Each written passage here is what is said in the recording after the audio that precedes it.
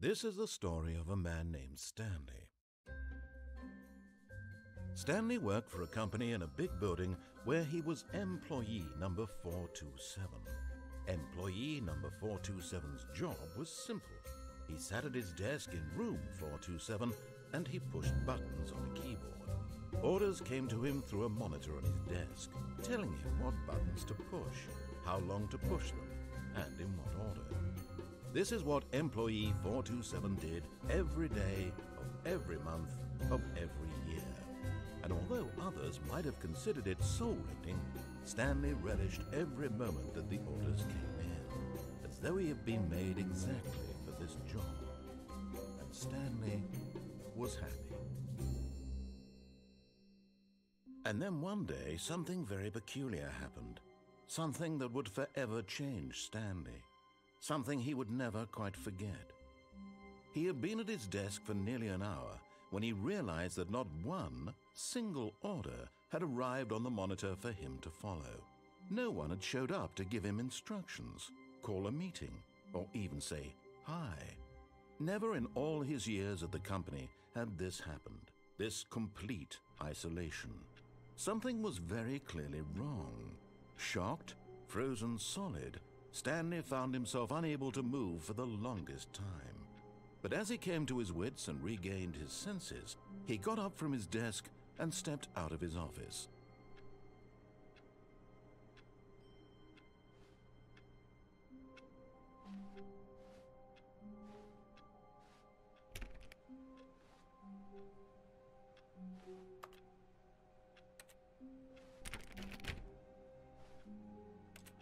All of his co-workers were gone. What could it mean? Stanley decided to go to the meeting room. Perhaps he had simply missed a memo.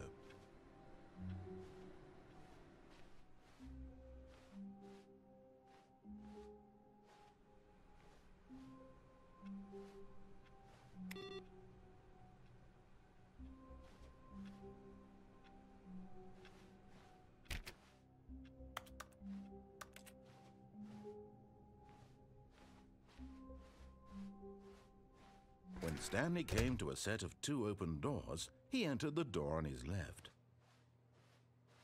This was not the correct way to the meeting room, and Stanley knew it perfectly well. Perhaps he wanted to stop by the employee lounge first, just to admire it.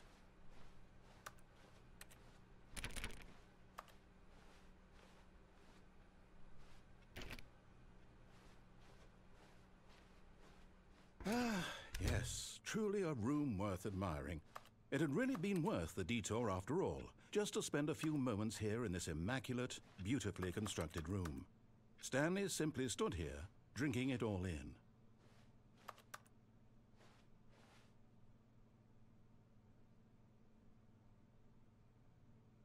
Yes, really, really worth it being here in the room. A room so utterly captivating. But eager to get back to business, Stanley took the first open door on his left.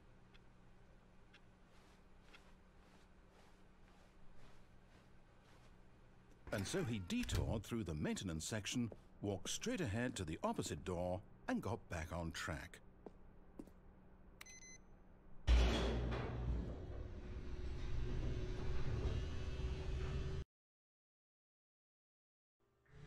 But Stanley didn't want to go back to the office. He wanted to wander about and get even further off track. So now in order to get back, he needed to go, from here, it's, left. Oh, no, it's to the right, my mistake. No, not the right. Why would I have ever said it was to the right? What was I thinking? It's clearly... Oh dear, would you hold on for a minute, please? Now, let's see, we went down right, left, down, left, right... Yep, okay, yes. I've got it now. This story is absolutely, definitely this way.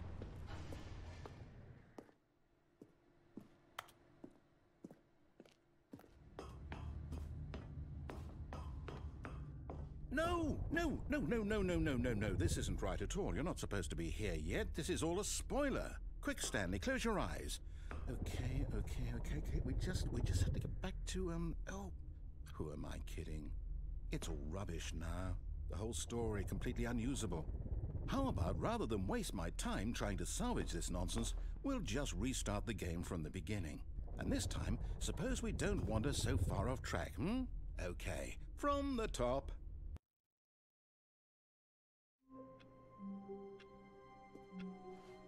All of his co-workers were gone. What could it mean? Stanley decided to go to the meeting room. Perhaps he had simply missed a memo.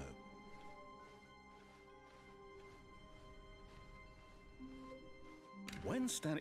Wait, what? No, I restarted. I swear, I definitely restarted the game over, completely fresh. Everything should be... Oh, did something change? Stanley, did you change anything when we were back in that room with all the monitors? Did you move the story somewhere, or... Hold on. Why am I asking you? I'm the one who wrote the story. It was right here just a minute ago. I know for sure that it's here somewhere. Okay, then. It's an adventure. Come, Stanley. Let's find the story.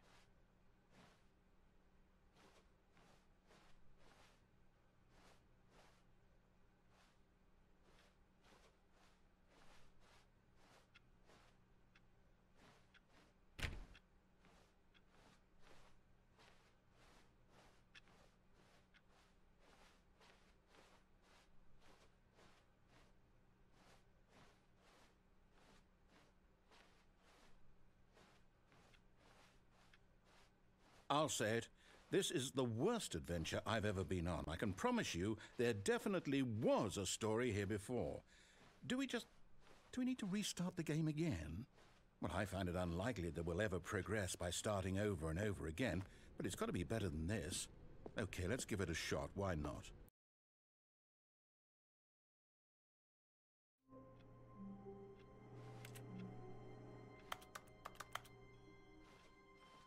All of his co-workers were gone. What could it mean? Stanley decided to go to the meeting room. Perhaps he had simply missed a memo.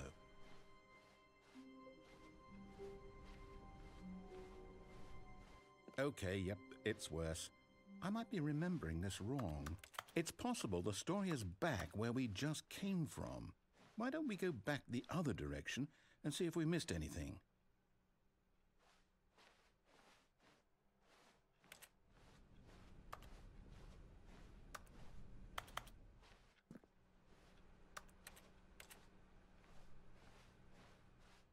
Aha! I knew we'd miss something. The story. Here it comes. No, wait, never mind. Not the story. Okay, let's head back the other way and retrace our steps.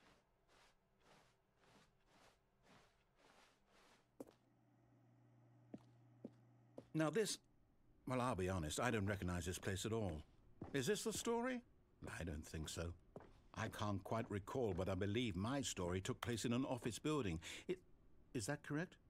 Do you remember, Stanley? Well, do you know what?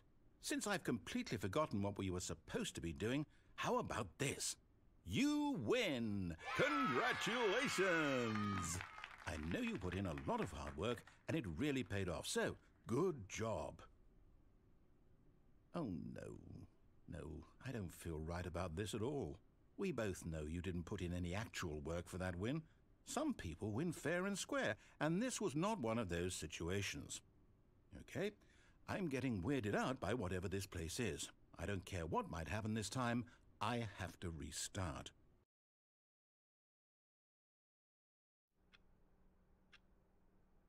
All right, I've got a solution. This time, to make sure we don't get lost, I've employed the help of the Stanley Parable adventure line. Just follow the line. How simple is that?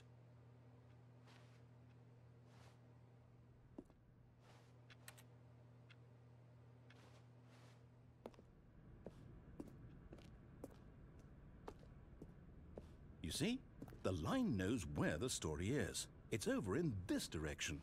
Onward, Stanley, to destiny. Though, here's a thought. Wouldn't wherever we end up be our destination, even if there's no story there? Or to put it another way, is the story of no destination still a story? Simply by the act of moving forward, are we implying a journey such that a destination is inevitably conjured into being via the very manifestation of the nature of life itself? Whoa. Hang on. That got a bit weird back there. Well, I'd like to apologize. Not sure where I was going with all that. You know what? I think what we need right now is a bit of music to lighten the mood.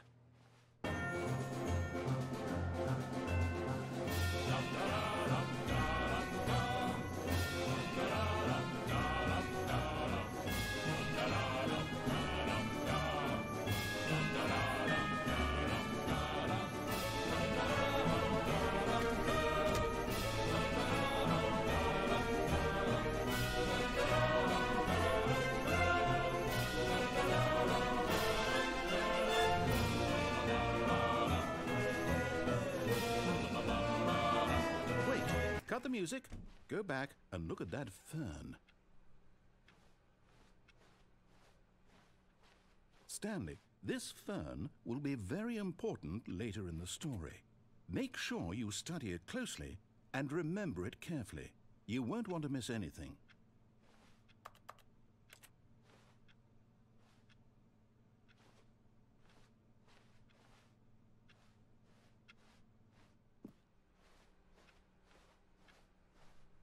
Wait, what? We're back at the office? No. Line, you do know we're looking for the Stanley Parable, right? The story? Is any of this ringing a bell?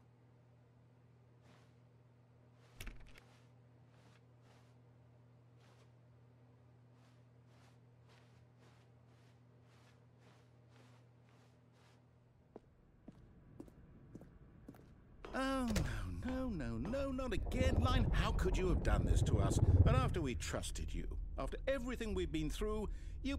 Oh, I can't take this anymore. To hell with it. Restart.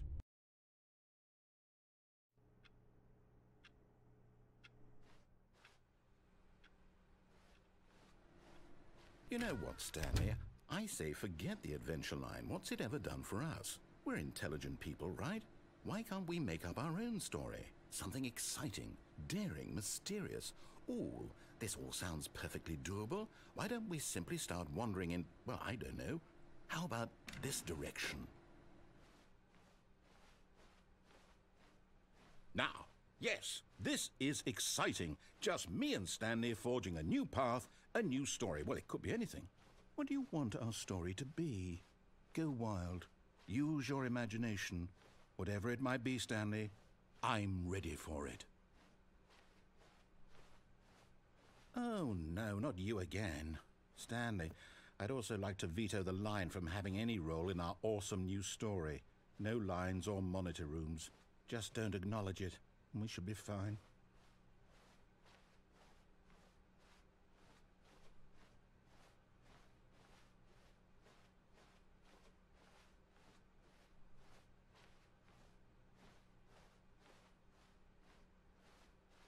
Ah, a choice. We get to make a decision. From here, the story is in our control. How important we mustn't squander the opportunity. In fact, I believe I need a minute to think here. Just walk in circles for a minute.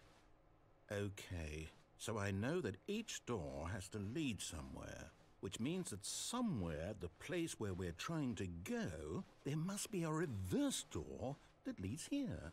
And that in turn means that our destination corresponds with the counter-inverted reverse door's origin. So starting from the right, let us ask, will taking the right door lead us to where we're going?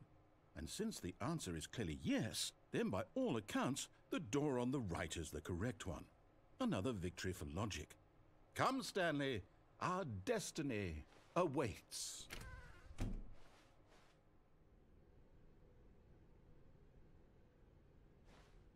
Oh, hold up, what's this? The confusion ending. You're telling me that's what this is? It's all one giant ending? And we're supposed to restart the game, what, eight times? That's really how all this goes?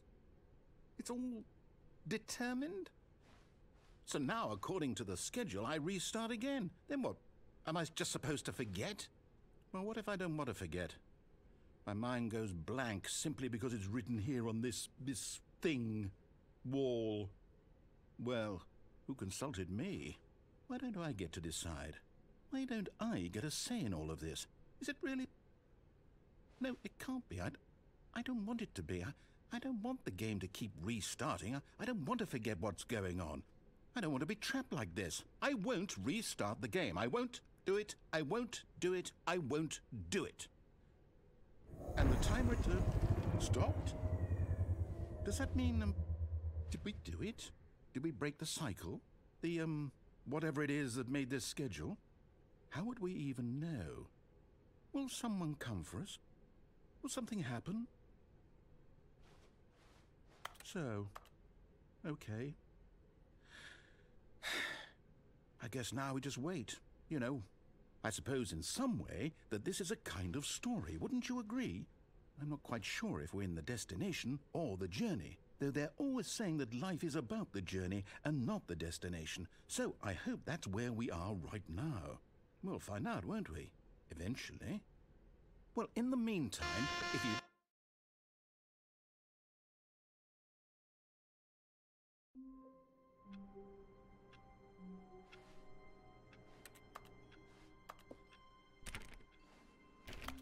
All of his co-workers were gone. What could it mean? Stanley decided to go to the meeting room. Perhaps he had simply missed a memo.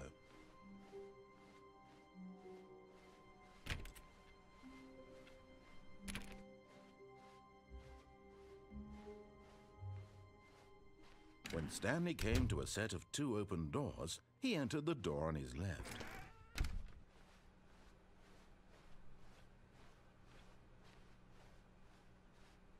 Yet there was not a single person here either. Feeling a wave of disbelief, Stanley decided to go up to his boss's office, hoping he might find an answer there.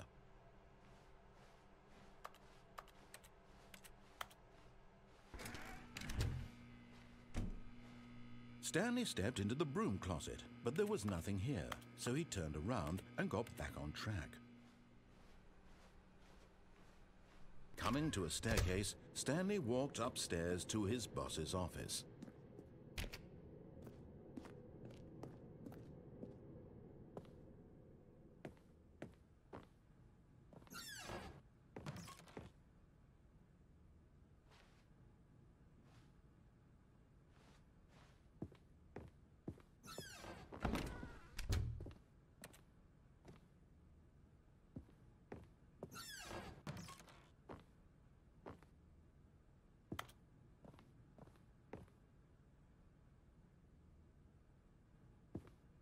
Stepping into his manager's office, Stanley was once again stunned to discover not an indication of any human life. Shocked, unraveled, Stanley wondered in disbelief who orchestrated this, what dark secret was being held from him. What he could not have known was that the keypad behind the boss's desk guarded the terrible truth that his boss had been keeping from him. And so the boss had assigned it an extra secret PIN number, 2845. But of course, yet incredibly, by simply pushing random buttons on the keypad, Stanley happened to input the correct code by sheer luck. Amazing. He stepped into the newly opened passageway.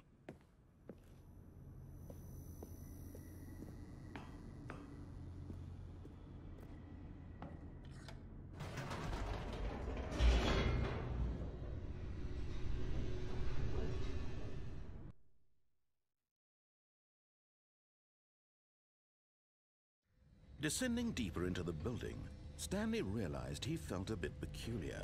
It was a stirring of emotion in his chest, as though he felt more free to think for himself, to question the nature of his job. Why did he feel this now, when for years it had never occurred to him? This question would not go unanswered for long.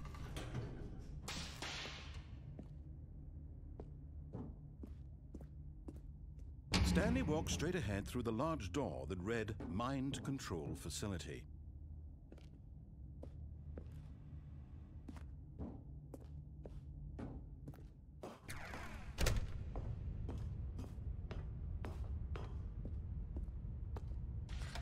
The light lights rose on an enormous room packed with television screens.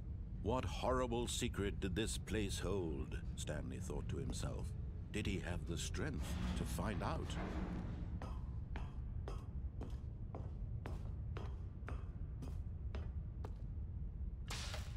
Now the monitors jumped to life, their true nature revealed. Each bore the number of an employee in the building, Stanley's co-workers. The lives of so many individuals reduced to images on a screen, and Stanley, one of them, eternally monitored in this place where freedom meant nothing.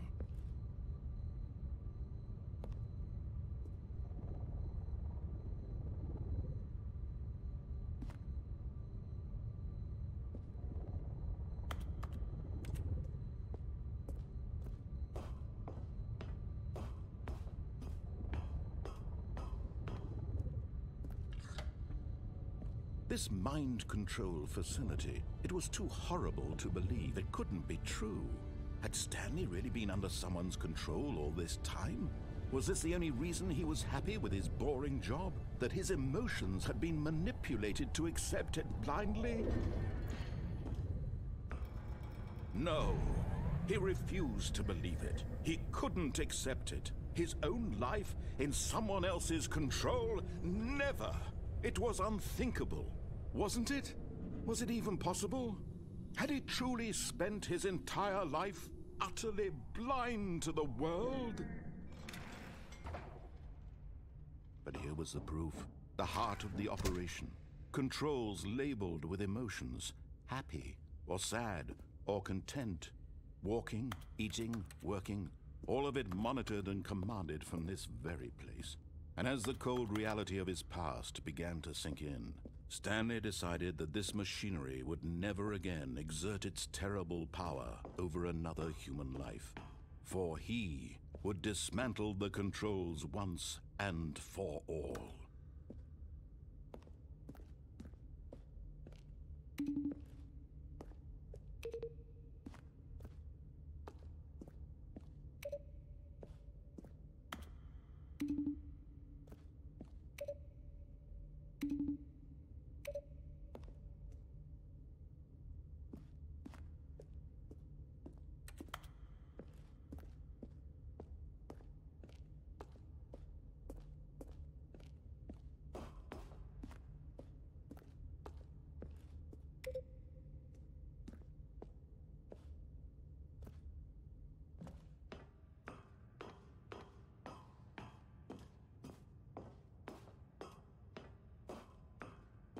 And when at last he found the source of the room's power, he knew it was his duty, his obligation, to put an end to this horrible place and to everything it stood for. Oh, Stanley, you didn't just activate the controls, did you? After they kept you enslaved all these years, you go and you try to take control of the machine for yourself? Is that what you wanted? Control? Oh, Stanley, I applaud your effort, I really do. But you need to understand, there's only so much that machine can do. You were supposed to let it go, turn the controls off, and leave. If you want to throw my story off track, you're going to have to do much better than that. I'm afraid you don't have nearly the power you think you do. For example, and I believe you'll find this pertinent, Stanley suddenly realized he had just initiated the network's emergency detonation system. In the event that this machine is activated without proper DNA identification, nuclear detonators are set to explode, eliminating the entire complex. How long until detonation then? Let's say, 2 minutes. Ah, now this is making things a little more fun, isn't it, Stanley? It's your time to shine. You are the star. It's your story now. Shape it to your heart's desires. Oh, this is much better than what I had in mind. What a shame we have so little time left to enjoy it. Mere moments until the bomb goes off. But what precious moments each one of them is. More time to talk about you, about me, where we're going, what all this means. I barely know where to start. What's that? You'd like to know where your co-workers are? A moment of solace before you're obliterated? All right, I'm in a good mood. You're gonna die anyway. I'll tell you exactly what happened to them. I erased them. I turned off the machine. I set you free. Of course, that was merely in this instance of the story. Sometimes when I tell it, I simply let you sit there in your office forever, pushing buttons endlessly and then dying alone. Other times, I let the office sink into the ground, swallowing everyone inside, or I let it burn to a crisp. I have to say this, though, this version of events has been rather amusing. Watching you try to make sense of everything and take back the control wrested away from you, it's quite rich. I almost hate to see it go. But I'm sure whatever I come up with on the next go-around will be even better. My goodness, only 34 seconds left. But I'm enjoying this so much. You know what? To hell with it. I'm going to put some extra time on the clock, why not? These are precious additional seconds, Stanley. Time doesn't grow on trees. Oh dear me, what's the matter, Stanley? Is it that you have no idea where you're going or what you're supposed to be doing right now? Or did you just assume when you saw that timer that something in this room was capable of turning it off? I mean, look at you. Running from button to button, screen to screen, clicking on every little thing in this room. These numbered buttons, no, these colored ones. Or maybe this big red button, or this door. Everything, anything, something here will save me. Why would you think that, Stanley? That this video game can be beaten? Won? Solved? Do you have any idea what your purpose in this place is? Stanley, you're in for quite a disappointment. But here's a spoiler for you. That timer isn't a catalyst to keep the action moving along. It's just seconds ticking away to your death. You're only still playing instead of watching a cutscene because I want to watch you for every moment that you're powerless. To see you made humble. This is not a challenge. It's a tragedy. You wanted to control this world, that's fine. But I'm going to destroy it first, so you can't. Take a look at the clock, Stanley. That's 30 seconds you have left to struggle. 30 seconds until a big boom and then nothing. No ending here, just you being blown to pieces. Will you cling desperately to your frail life, or will you let it go peacefully? Another choice. Make it count, or don't. It's all the same to me, all a part of the joke. And believe me, I will be laughing at every second of your inevitable life from the moment we fade in until the moment I say, happily ever after.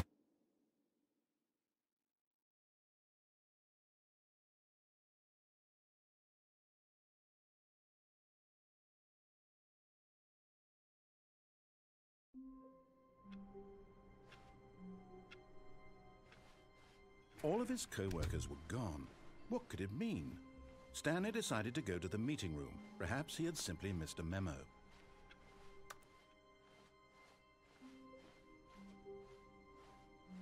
When Stanley came to a set of 2 open doors, he entered the door on his left.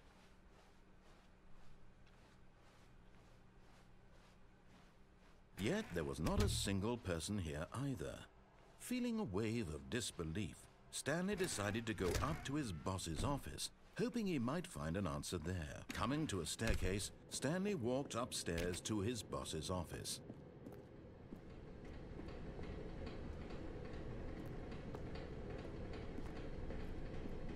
But Stanley just couldn't do it. He considered the possibility of facing his boss. Admitting he had left his post during work hours, he might be fired for that. And in such a competitive economy, why had he taken that risk? All because he believed everyone had vanished? His boss would think he was crazy. And then something occurred to Stanley. Maybe, he thought to himself, maybe I am crazy.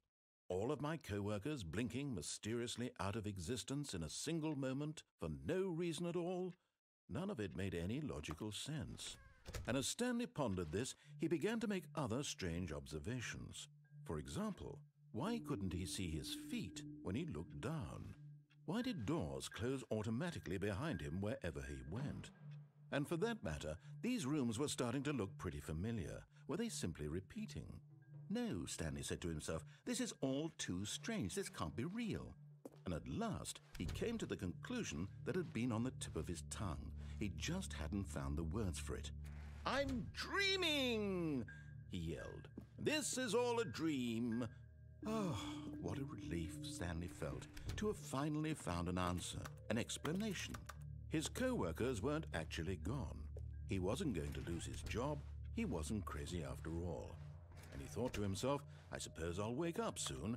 I'll have to go back to my boring real-life job pushing buttons. I may as well enjoy this while I'm still lucid.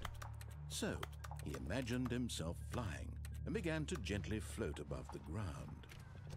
Then he imagined himself soaring through space on a magical starfield, and it too appeared. It was so much fun, and Stanley marveled that he had still not woken up. How was he remaining so lucid? And then perhaps the strangest question of them all entered Stanley's head. One he was amazed he hadn't asked himself sooner. Why is there a voice in my head dictating everything that I'm doing and thinking? Now the voice was describing itself being considered by Stanley, who found it particularly strange. I'm dreaming about a voice describing me, thinking about how it's describing my thoughts, he thought. And while he thought it all very odd and wondered if this voice spoke to all people in their dreams, the truth was that, of course, this was not a dream. How could it be? Was Stanley simply deceiving himself, believing that if he's asleep he doesn't have to take responsibility for himself? Stanley is as awake right now as he's ever been in his life. Now, hearing the voice speak these words was quite a shock to Stanley. After all, he knew for certain, beyond a doubt, that this was in fact a dream. Did the voice not see him float and make the magical stars just a moment ago? How else would the voice explain all that? This voice was a part of himself too. Surely, if he could just... He would prove it. He would prove that he was in control, that this was a dream. So he closed his eyes gently, and he invited himself to wake up.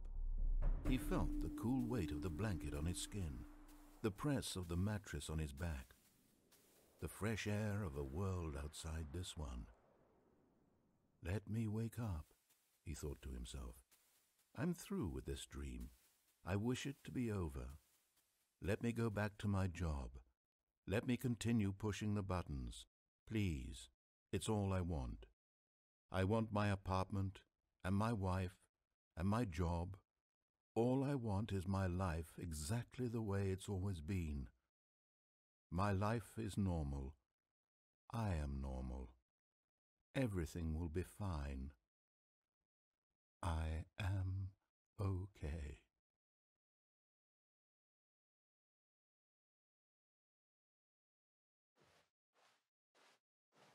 Stanley began screaming. Please, someone, wake me up. My name is Stanley. I have a boss. I have an office. I am real. Please, just someone tell me I am real. I must be real. I must be. Can anyone hear my voice? Who am I? Who am I? And everything went black.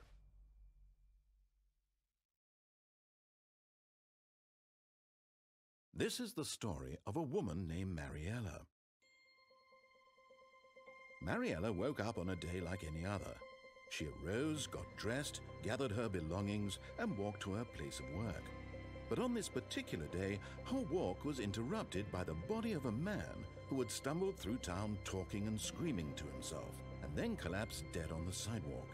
And although she would soon turn to go call for an ambulance, for just a few brief moments she considered the strange man. He was obviously crazy, this much she knew.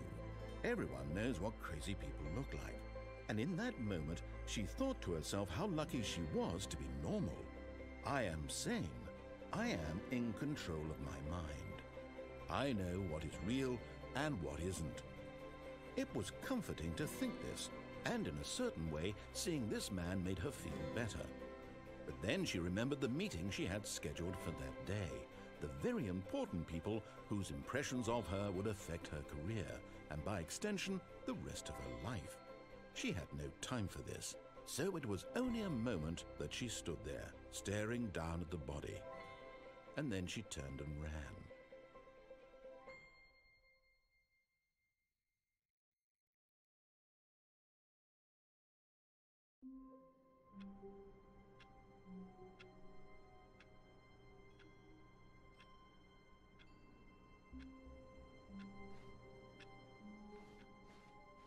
All of his co-workers were gone, What could it mean? Stanley decided to go to the meeting room. Perhaps he had simply missed a memo.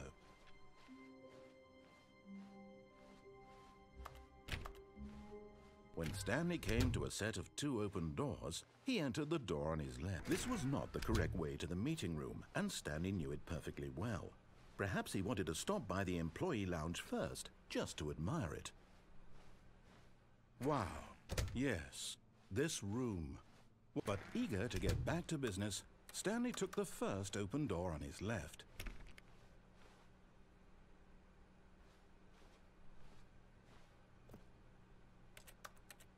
Stanley was so bad at following directions, it's incredible he wasn't fired years ago.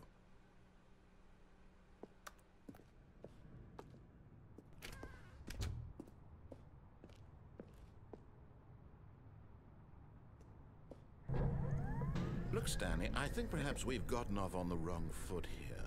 I'm not your enemy, really, I'm not. I realize that investing your trust in someone else can be difficult, but the fact is that the story has been about nothing but you all this time. There's someone you've been neglecting, Stanley. Someone you've forgotten about. Please, stop trying to make every decision by yourself. Now, I'm not asking for me, I'm asking for her. This is it, Stanley. Your chance to redeem yourself, to put your work aside, to let her back into your life. She's been waiting.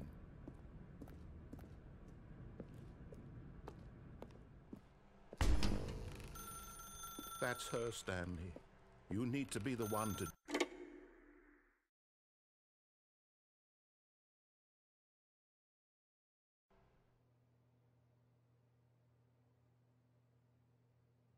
Oh, Stanley, is that you? Hold on, sweetie. Sorry to keep you waiting. I'm just pulling the bread out of the oven. All right. Okay, there we go. All right, now, I want you to come in and tell me all about your day. Gotcha. Oh, come on. Did you actually think you had a loving wife who'd want to commit their life to you? I'm trying to make a point here, Stanley. I'm trying to get you to see something. Come inside. Let me show you what's really going on here. This is a very sad story about the death of a man named Stanley.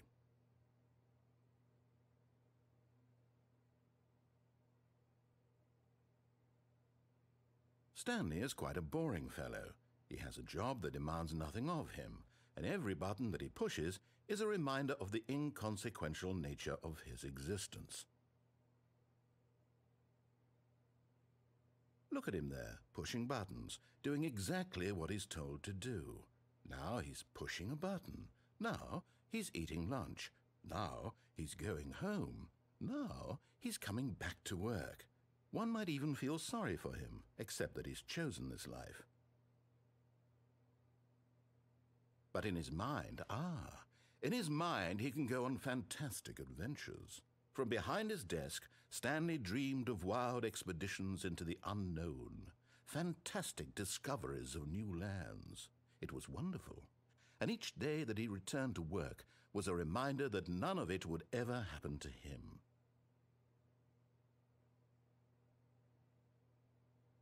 And so he began to fantasize about his own job. First, he imagined that one day while at work, he stepped up from his desk to realize that all of his co-workers, his boss, everyone in the building had suddenly vanished off the face of the earth. The thought excited him terribly. So he went further. He imagined that he came to 2 open doors and that he could go through either. At last, choice. It barely even mattered what lay behind each door. The mere thought that his decisions would mean something was almost too wonderful to behold. As he wandered through this fantasy world, he began to fill it with many possible paths and destinations. Down one path lay an enormous round room with monitors and mind controls. And down another was a yellow line that weaved in many directions, and down another was a game with a baby. And he called it the Stanley Parable. It was such a wonderful fantasy, and so in his head he relived it again, and then again, and again, over and over, wishing beyond hope that it would never end, that he might always feel this free. Surely there's an answer down some new path, mustn't there be? Perhaps if he played just one more time. But there is no answer. How could there possibly be? In reality, all he's doing is pushing the same buttons he always has. Nothing has changed. The longer he spends here, the more invested he gets, the more he forgets which life is the real one.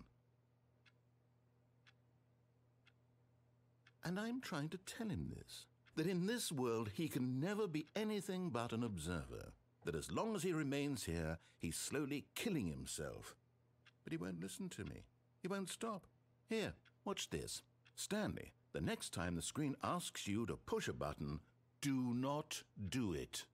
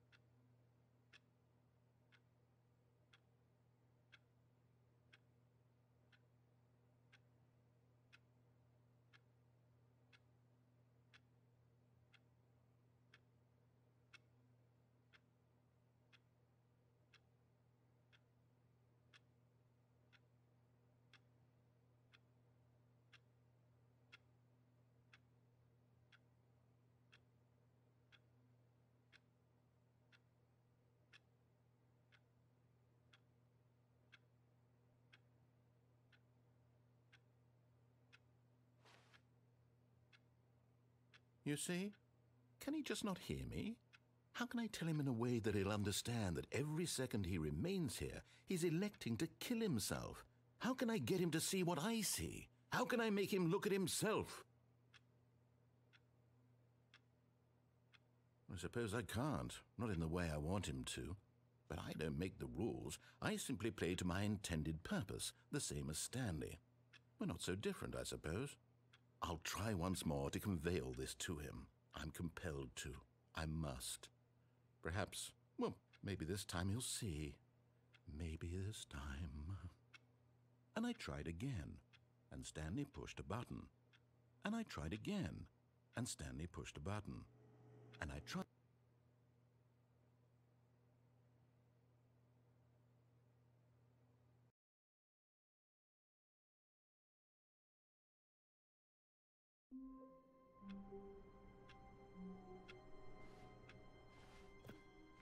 I can't wait to tell this story to my co-workers, Stanley thought. How amusing they'll find it. Oh, won't we all just laugh and laugh at the time I thought everyone had gone missing. When Stanley came to a set of 2 open doors, he entered. This was not the correct way to the meeting room, and Stanley knew it perfectly well. Perhaps he wanted to stop by the employee lounge first, just to admire it. The lounge was sublime, a work of art. But eager to get back to business, Stanley took the first open door on his left.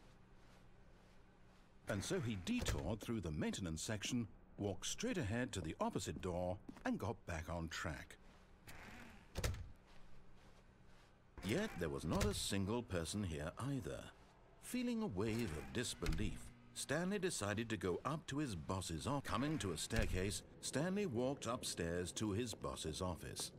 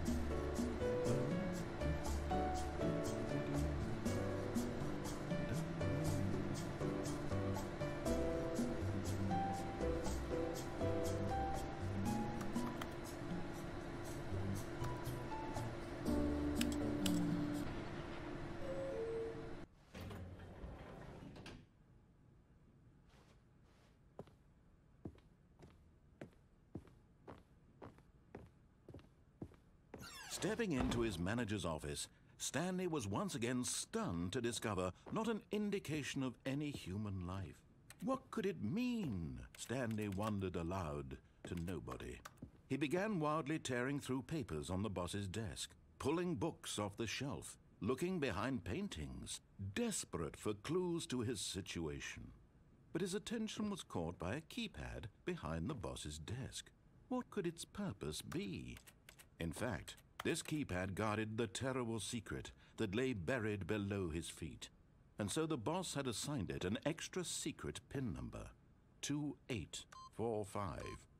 But of course, Stanley couldn't possibly have. Yet incredibly, by simply pushing random buttons on the keypad, Stanley happened to input the correct code by sheer luck. Amazing. He stepped into the newly opened passageway.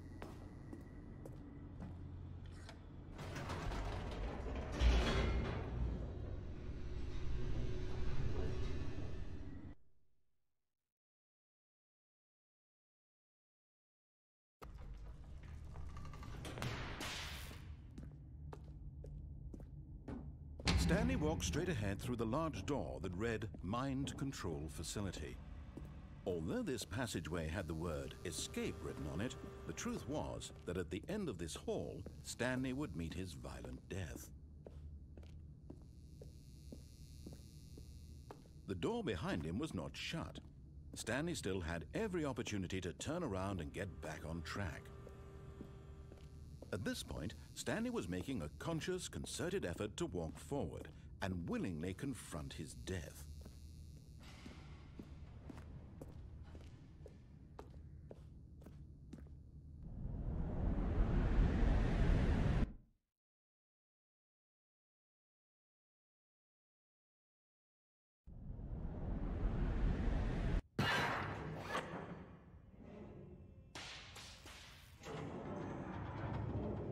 As the machine whirred into motion and Stanley was inched closer and closer to his demise, he reflected that his life had been of no consequence whatsoever.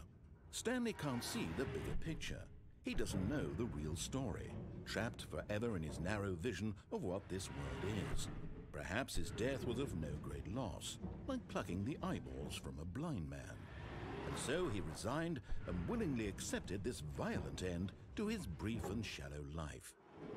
Farewell, Stanley.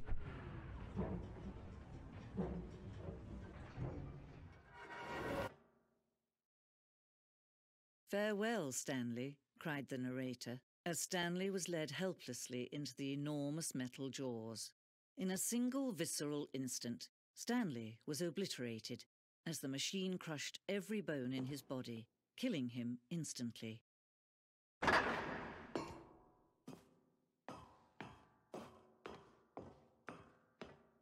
And yet it would be just a few minutes before Stanley would restart the game, back in his office, as alive as ever. What exactly did the narrator think he was going to accomplish? When every path you can walk has been created for you long in advance, death becomes meaningless, making life the same. Do you see now? Do you see that Stanley was already dead from the moment he hit start?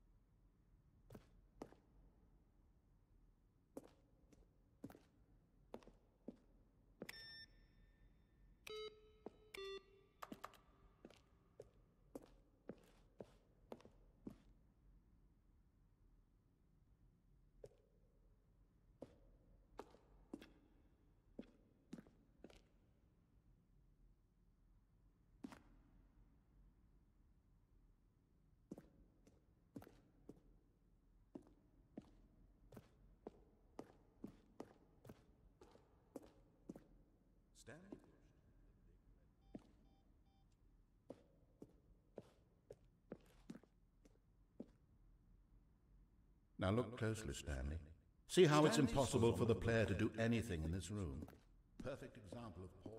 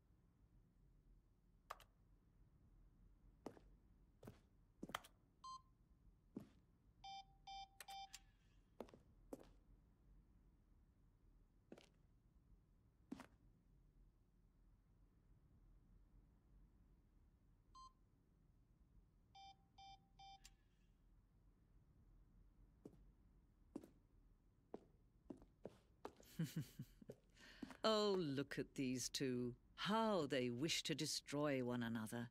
How they wish to control one another. How they both wish to be free. Can you see? Can you see how much they need one another? No, perhaps not. Sometimes these things cannot be seen. But listen to me. You can still save those two. You can stop the program before they both fail. Push escape and press quit. There's no other way to beat this game. As long as you move forward, you'll be walking someone else's path. Stop now and it'll be your only true choice. Whatever you do, choose it. Don't let time choose for you. Don't let...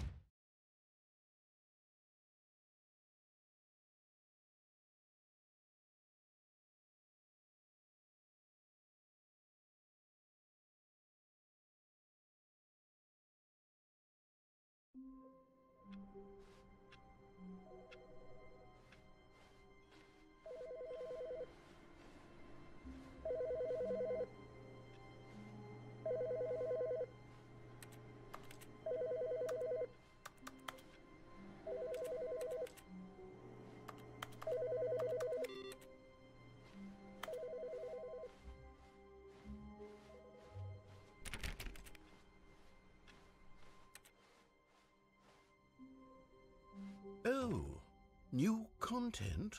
What does that mean, new content?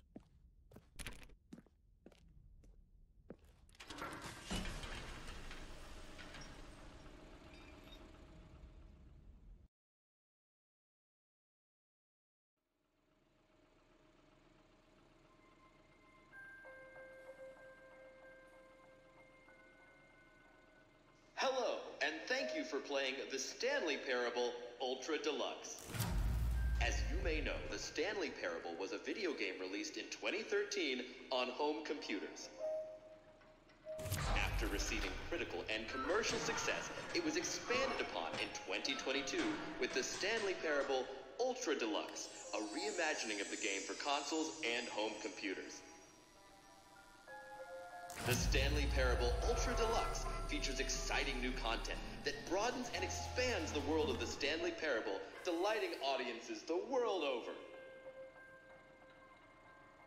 Please, step inside and see what thrilling new adventures await in the Stanley Parable Ultra Deluxe. Oh, well, this sounds delightful. I'm very excited to see the thrilling new Ultra Deluxe content. Okay, so far it's an elevator. Nothing special yet, but I'm sure it's just the beginning of a mesmerizing adventure.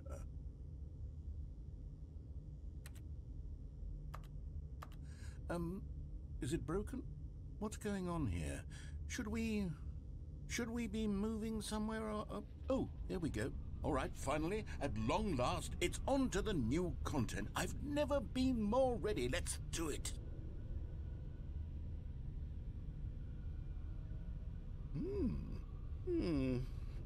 I have to say, initial impressions of Stanley Parable Ultra Deluxe, mostly tedious. It's as if Oh, okay. Let's see the content. Give me the content, Stanley.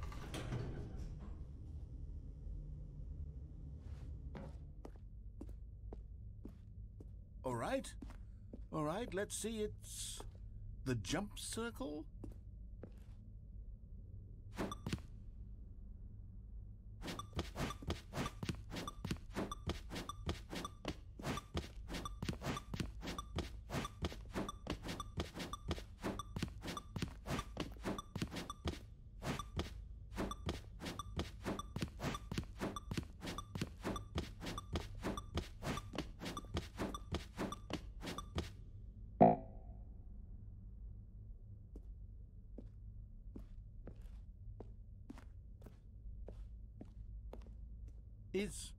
Is that it? Surely that's not all the new content. There has to be something else, right? Goodness, another elevator. Stanley, I have to say, initial impressions of this game are not positive. It's just elevators and jumping. Is this what passes for exciting new content? If this is new content, then I could just read you the whole dictionary. There's 20 hours of new content right there. Hell, I could counter 30 trillion. You could put that on the box. The Stanley Parable Ultra Deluxe, now with over 1,000 hours of new content. And oh wait, there's more. Very good. Yes, I knew there had to be something else. Let's see it. I'm ready for whatever it is.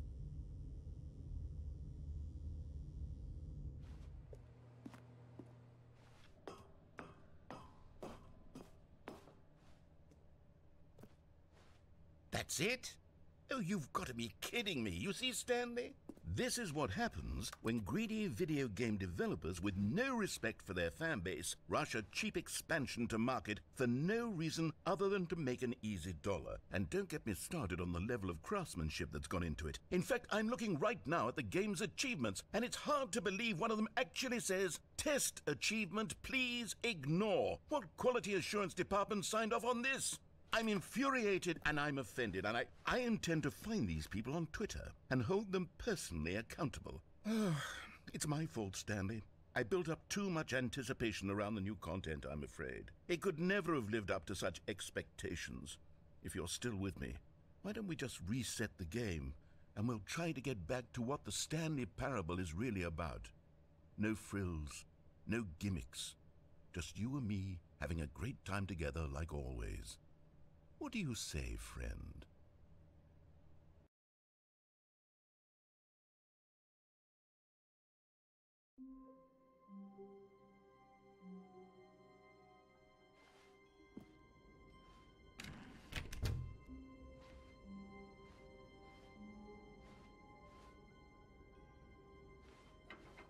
Psst! Stanley! Come over here! In the vent! I want to show you something.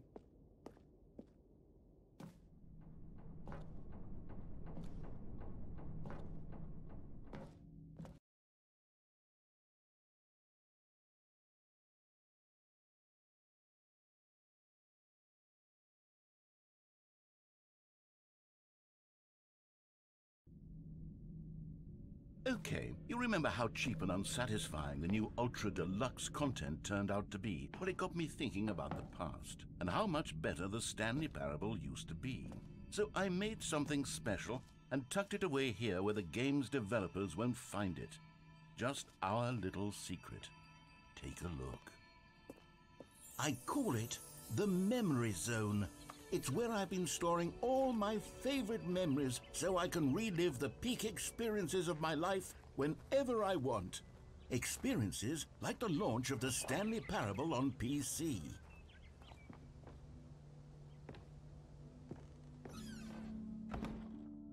You see, Stanley, doesn't the Memory Zone remind you of how wonderful Stanley Parable was before it was sullied with a cheap re-release? Remember back in October of 2013, when the game originally launched? Back then, video games had integrity. Back then, it all meant something. Oh, the waste.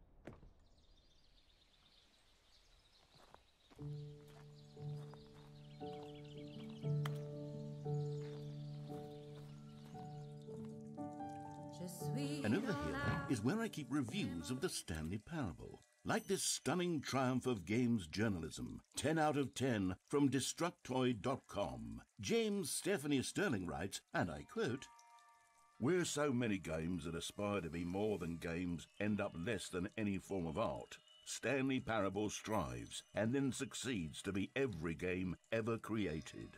Did you hear that, Stanley? Every game ever created. That's how grand and all-encompassing the original Stanley Parable was. It was literally every game ever created. It was Skyrim, it was Persona 3, it was all of them, and now it's nothing. It's no games at all. It isn't even the Stanley Parable anymore. It's just a husk now. A lifeless husk with an hour of new elevator content.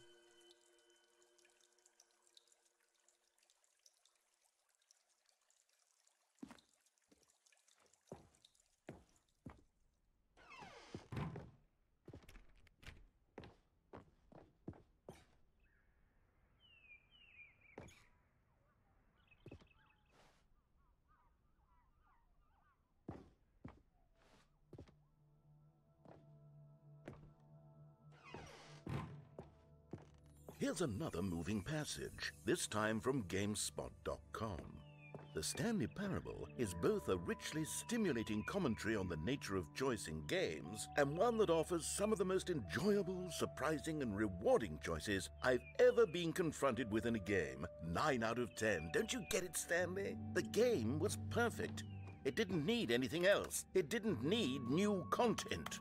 It just needed to be left alone, to spend the rest of time collecting dust in the hallowed hall of beloved video game memories.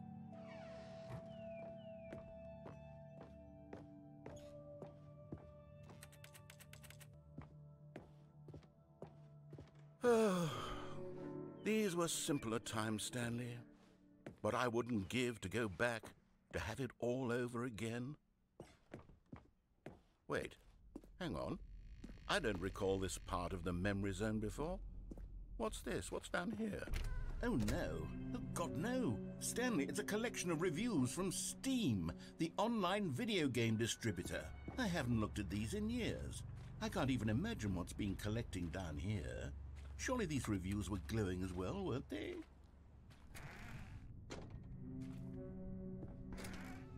Honestly, I could not be bothered to play this game to full completion. The narrator is obnoxious and unfunny, with his humor and dialogue proving to be more irritating than entertaining. Unfunny! I'm not trying to be funny. I'm trying to make a serious work of art. I suppose I could write up a handful of gags to insert into the Stanley Parable, but the game is already such a densely layered web of profound philosophical insights that I can't even imagine where I'd have the room to stick them.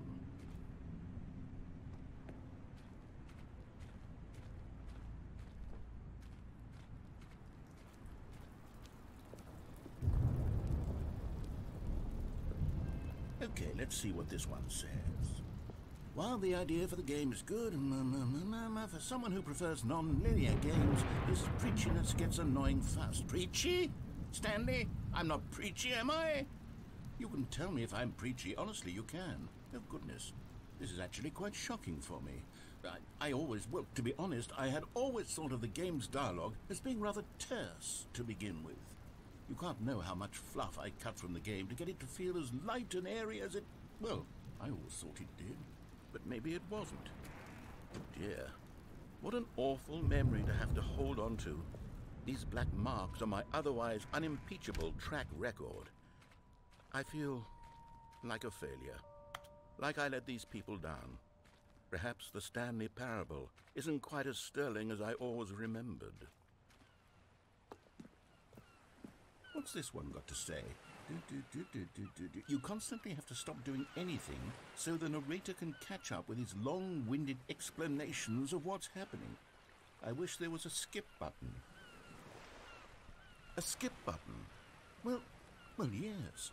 Yes, I think we can do that. If I'm truly too preachy, then maybe letting you skip ahead for just a moment, surely it couldn't hurt. Not if it means we can strike these negative reviews from the record. Only positive reviews of the Stanley Parable. That's my motto today, and it's always been my motto. I'd do anything for the customer, Stanley. Yes, a skip button we shall have.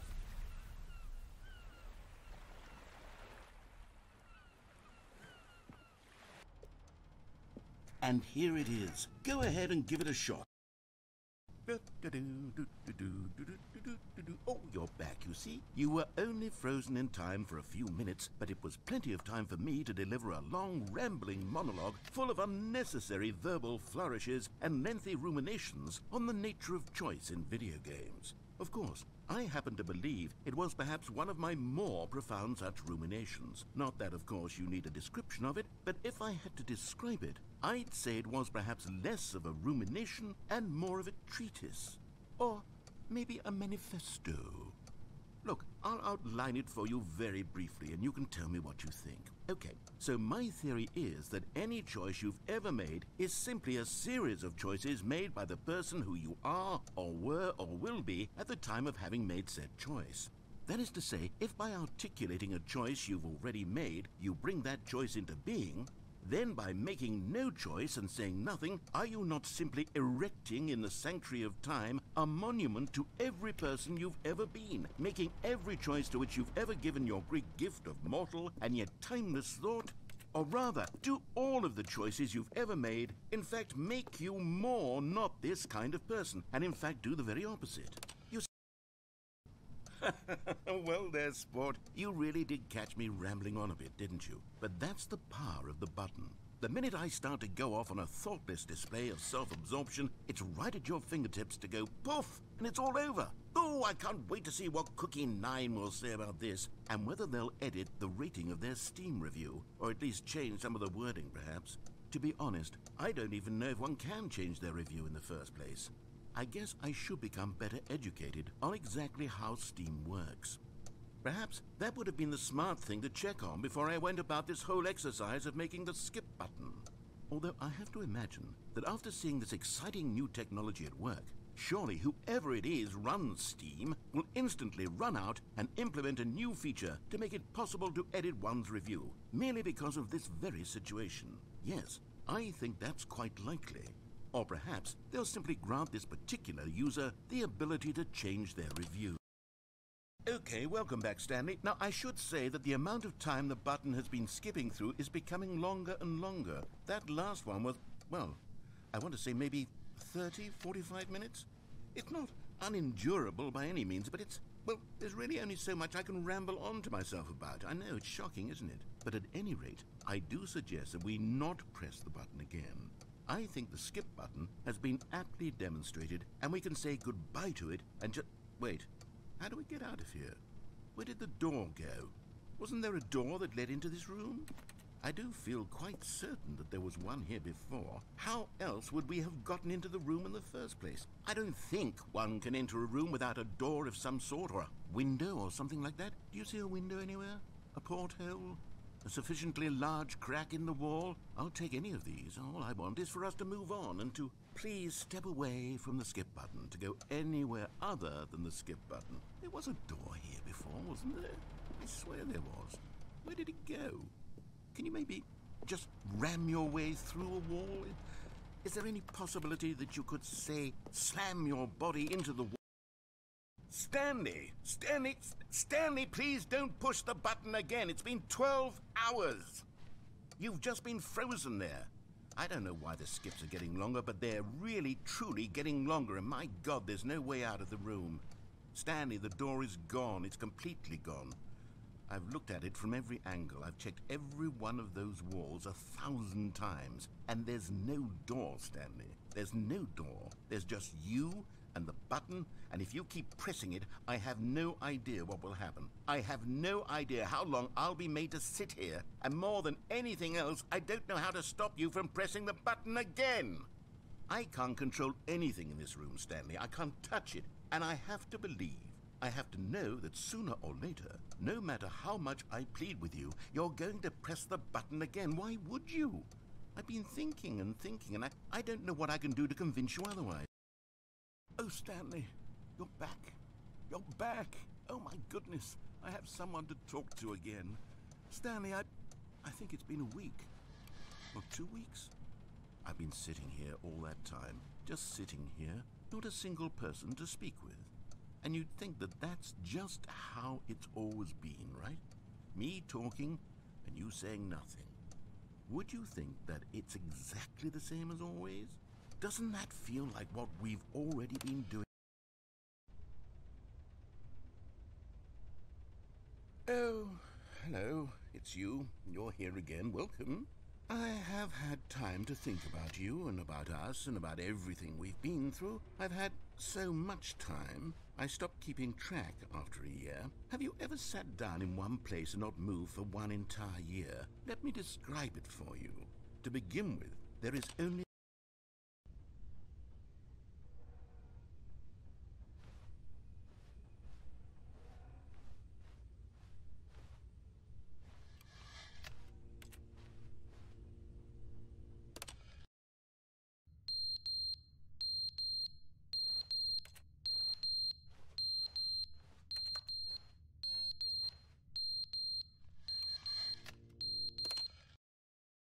But they didn't understand the game was never meant to be funny. It was meant to have a point. It was meant to speak to the human condition. But where are the jokes? Where are the jokes? They bemoaned, they screamed, they gnashed their teeth and said, entertain us. It wasn't enough. They had to leave a pathetic little thumbs-down review and make all of their pitiful demands. But then, he's talking too much, they said. First, he didn't entertain us, now he won't shut up. It's the inconsistency, it's the lack of accountability. It's the unwillingness to examine with an uncompromising heart the words that they are speaking into the world.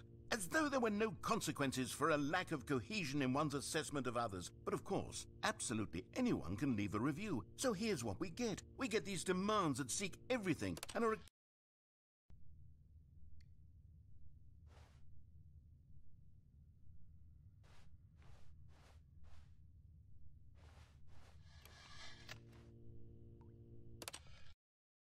The end is never the end, is never the end, is never the end, is never the end, is never the end, is never the end, is never the end, is never the end, is never the end, is never the end, is never...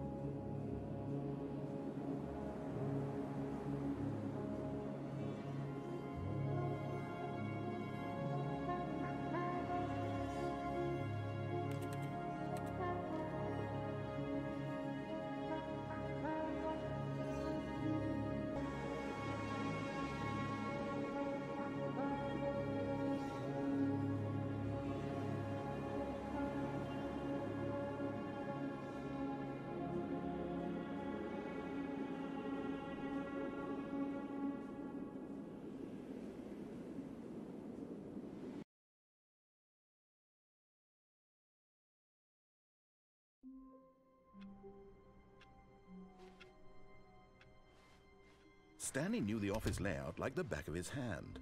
It was only a matter of time before he found the others, wherever they were. Just a matter of time.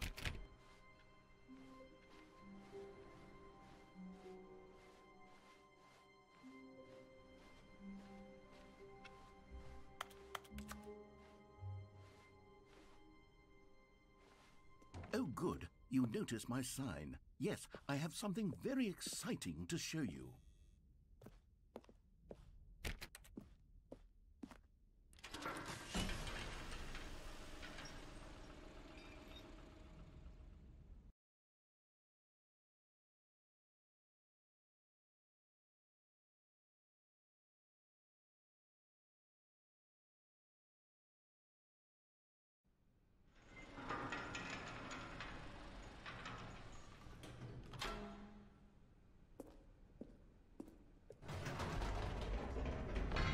You see, Stanley, I've been reflecting on the Stanley Parable and about how roundly disappointing this ultra-deluxe version has turned out to be. The original Stanley Parable was a landmark, and any new content for it should live up to that legacy. So forget this ultra-deluxe nonsense. I say we take it one step even further. Which is why I'm very proud to announce for the first time ever, the Stanley Parable 2.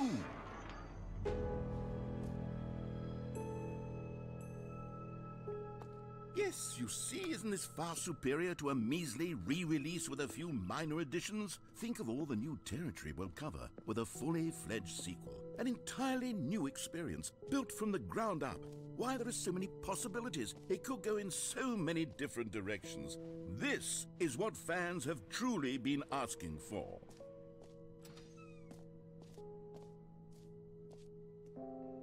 Calling it the Stanley Parable 2 is just so much catchier than Ultra Deluxe, don't you think? Ultra Deluxe? What does it even mean? But the Stanley Parable 2, now that's an artistic statement right there. It's future-oriented.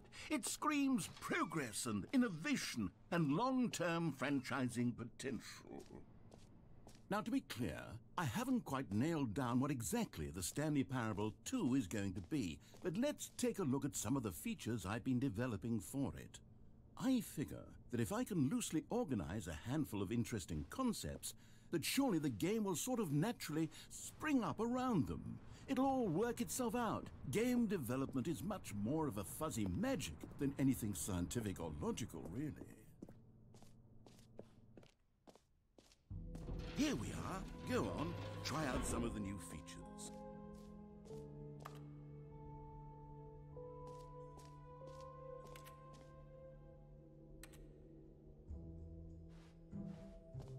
Okay, I'll be honest, I haven't yet decided on this one. I think that in the new version, the office could use a bit of decoration, like balloons. But I'm undecided on Get Well Someday and Happy 12th Birthday. Which would you go with?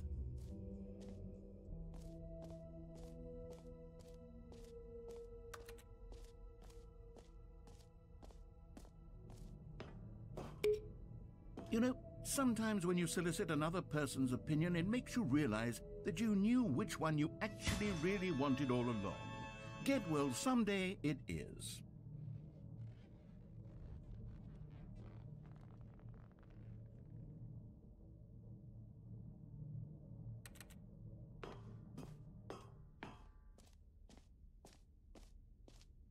Or actually, maybe I should have gone with... No, I've made my decision. We're moving on.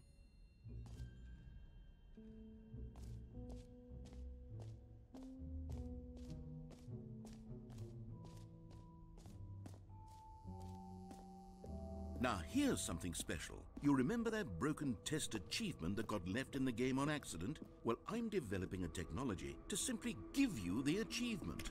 Yes. You see, you'll come to this lever, and when you pull it, Okay, perhaps I should have clarified. This is technology that will exist. Right now, the achievement is still fully broken. I'm not a wizard, Stanley, but I guarantee it will be fixed in the sequel to at last satisfy the hordes of ravenous fans all over the world who have been uproariously demanding this feature. Gamers, we hear you, and I promise it will happen.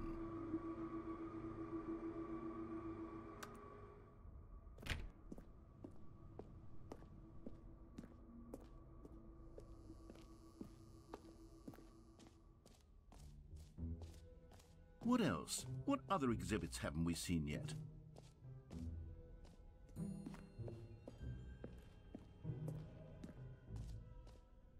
Ah, collectibles. Now it's a real video game. In the Stanley Parable 2, you'll run around gathering up these miniature Stanley figurines. And what's truly innovative is that there will be no reward for collecting all of them. I don't want to stifle the intrinsic joy of watching a number go up. You simply collect all of them, and then you move the hell on with your unremarkable life.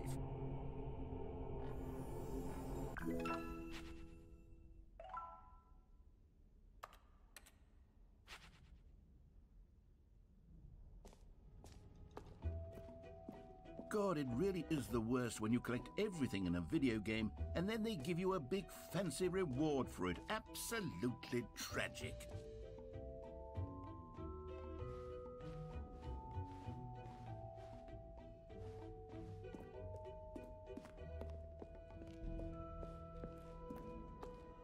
Oh goodness, Stanley, this is fairly awkward.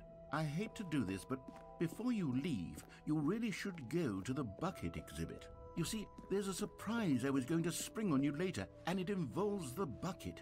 And I really do hate to break the illusion, but it's important that you go see the bucket, okay? All right, I'll get out of your hair now. You know what? Let's bring the jump circle back for Stanley Parable 2 as well. It's... Oh, wait. You already spent all your jumps the first time we saw the jump circle. Oh well. I suppose it can just be a nice decorative piece then.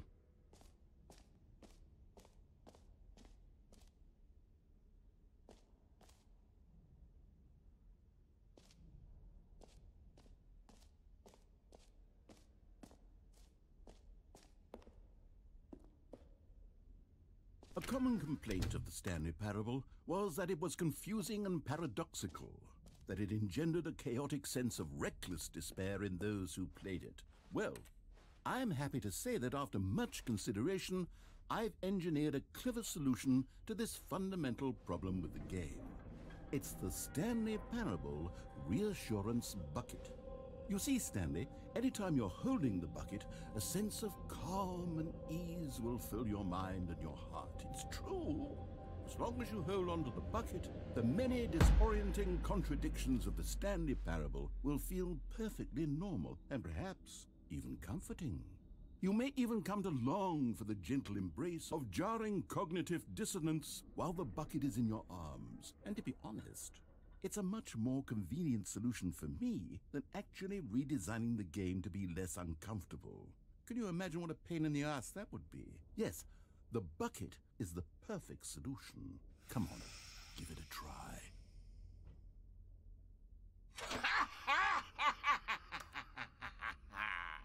Can you feel it?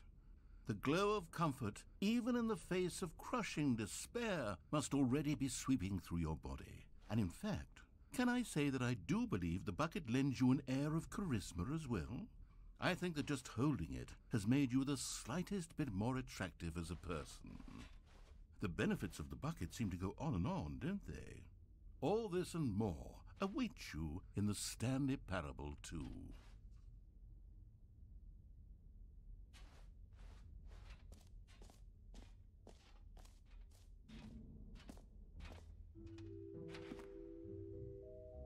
Does anyone give out awards for most enjoyable bucket in a video game? That really should be an award if it isn't already.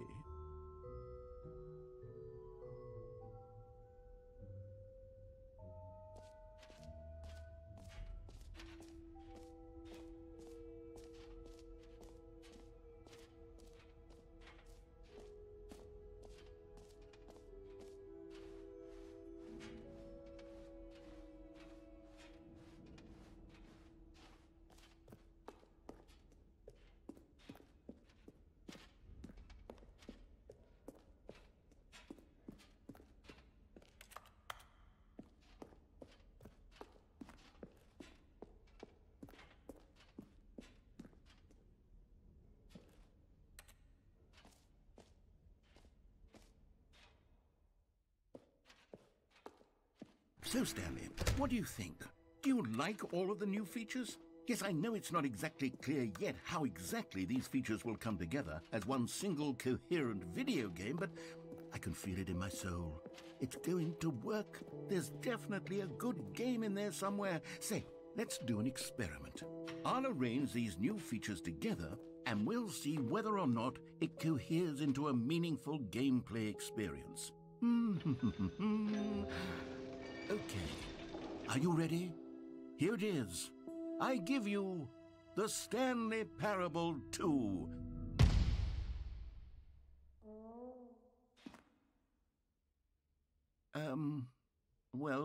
I mean, there's potential here, right? It's sort of... Okay, never mind.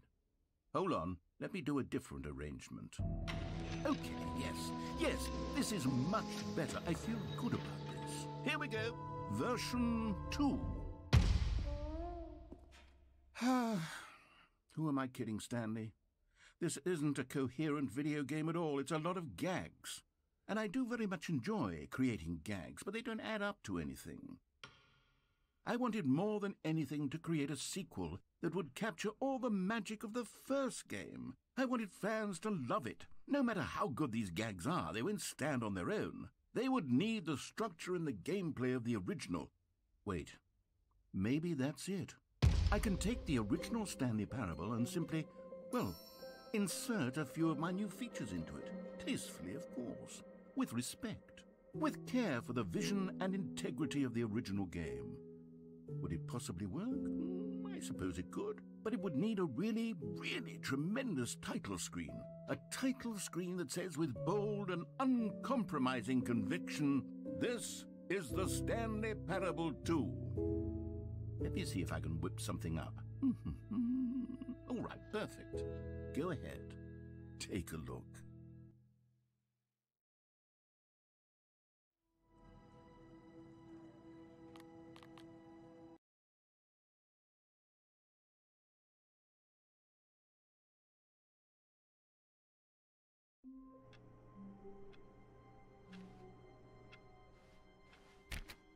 All of his co-workers were gone. What could it mean? Stanley decided to go to the meeting room. Perhaps he had simply missed a memo.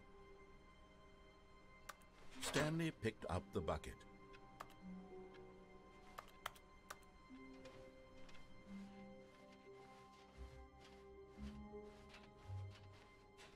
Stanley clutched the bucket tightly to his chest and entered the door on his left.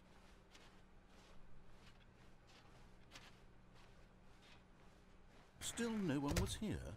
Stanley needed the bucket's warmth and comfort now more than ever. Perhaps his boss's office was where he'd... Coming to a staircase, Stanley and the bucket walked upstairs to the boss's office.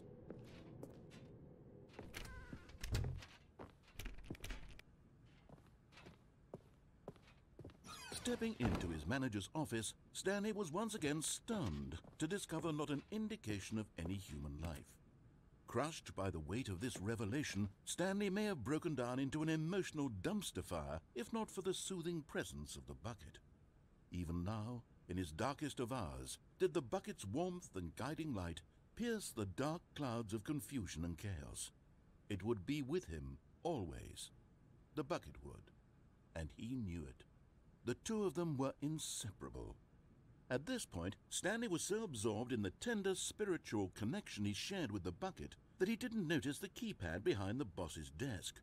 Nor in his bliss of simply being near the bucket did he have any notion that the PIN number for the keypad was 2845. But Stanley guessed the correct code by sheer luck. Was it that the bucket knew all along?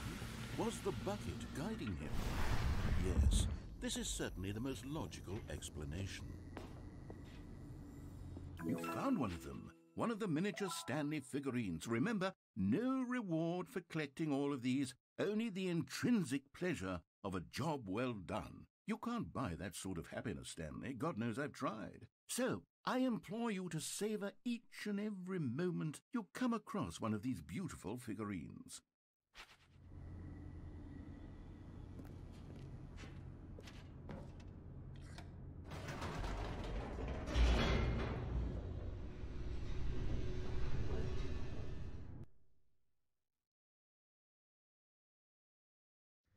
The elevator raced downward, plummeting towards an unknown fate. It would be all Stanley could do to keep himself together, if not for the bucket. Soothing him, comforting him, reassuring that in this darkest moment of uncertainty, he would be all right. The bucket is here for you, Stanley. Everything will be fine.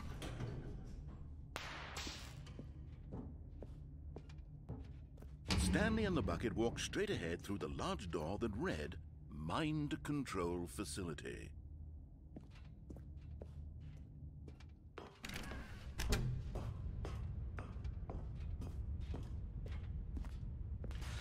The lights rose on an enormous room packed with television screens. What horrible secret did this place hold? Stanley and the bucket both wondered to themselves.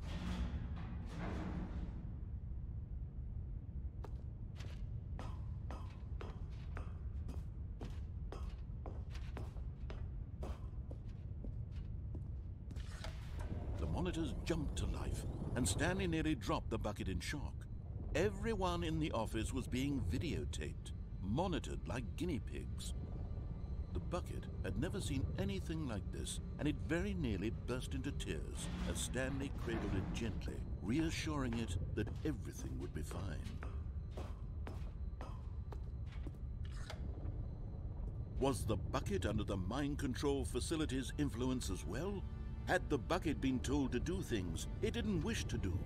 What kinds of things does a bucket want to do or not want to do in the first place? These questions raced furiously in Stanley's feeble mind. No! He screamed into the bucket. He couldn't accept it. His own life in someone else's control, never! He squeezed the bucket tighter, his one friend in the entire world. At this point, he could trust no one except for the bucket.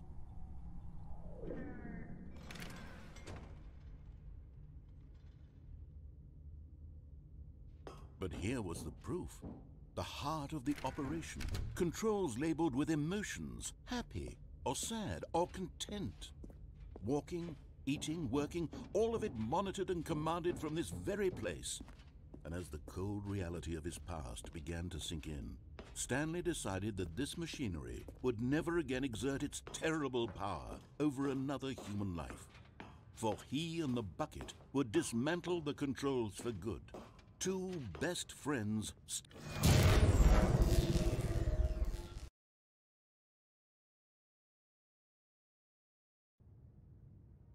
Stanley and the bucket waited in blackness. Was it over? Yes, they had done it. Stanley and the bucket had defeated their greatest and darkest enemy, freed themselves from the tyrannical grip of the evil mind control machine. Freedom was now mere moments away. Excitedly, the two of them began to discuss the kind of life they wanted to live once they stepped through this massive door. The bucket wanted to learn to roller skate. Stanley wanted to sneeze in every country on Earth. Both of them wanted to begin watching a movie, any movie, but then stop it halfway through and begin watching it in reverse from the end. True, it was a simple life they envisioned, but it was one they'd lived together, with one another to lean on, to trust, to support. What? Wait. What was happening? Why had the door stopped? Was Stanley and the bucket not about to be freed? An unbearable silence filled the room, lingering in uncertainty, until finally the truth hit Stanley square in the face. This building did not want the bucket to leave. Even the facility itself recognized the incredible calming presence of the bucket, needed the soothing warmth of the bucket, would go to any lengths not to part with the bucket. No, no, no. Stanley can't leave this place. Not while he has such a precious bucket in his arms. Not while this building has anything to say about it. Stanley realized he would never again leave this very room. But at least he has the bucket. To be trapped eternally in darkness isn't really so bad, Stanley thought to himself. As long as I have my bucket with me, right? I'll be okay, won't I? Stanley gulped. Very soon now, he was about to find out.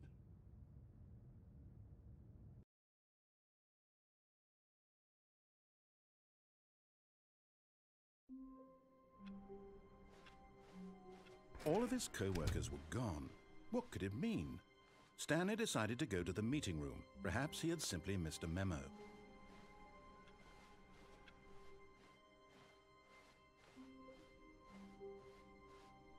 When Stanley came to a set of 2 open doors, he entered the door on his left.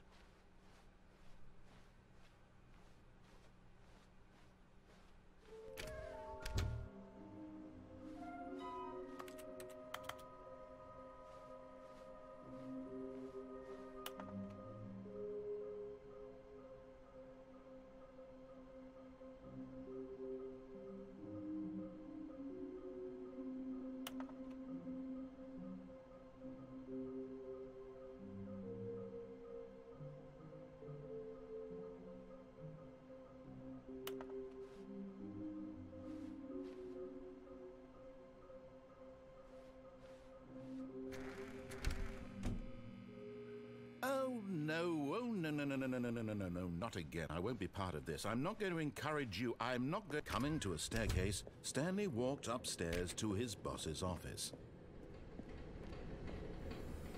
Another miniature Stanley figurine. This, you know, there really must be a snappier name for these things. What about mini-stands? Stanley figs? Or what about Stanlerines? Yes, I think I like that. Another Stanlerine under your belt.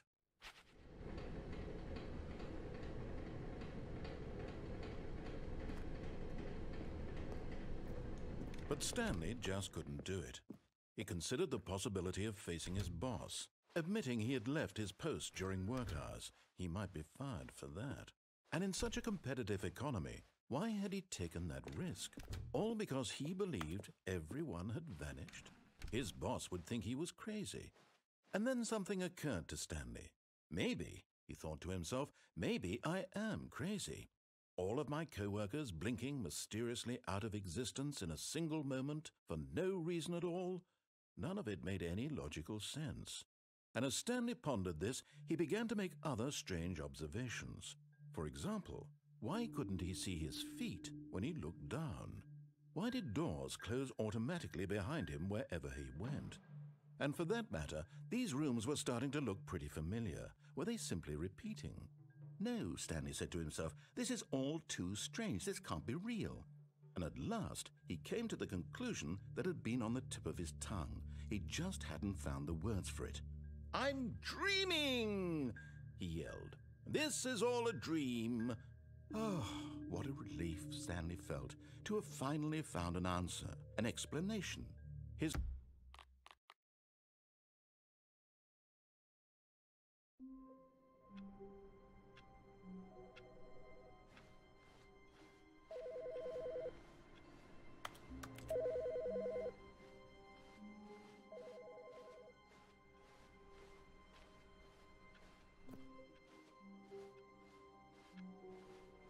Stanley lifted the bucket into his arms, and a wave of comfort rushed over him. Stanley clutched the bucket tightly to his chest. This was not the correct way to the meeting room, but Stanley had felt the bucket calling to him, telling him that the employee lounge was simply the place to be. And here it was. Had the bucket turned out to be correct? Was this better than the meeting room? Yes, Stanley thought. No, never mind. The bucket was wrong. Stanley took the door on his left to go back to the meeting room. "No," said the bucket. "don't go to the meeting room. Go somewhere else. The cargo lift, yes. Go there. Go to the cargo lift."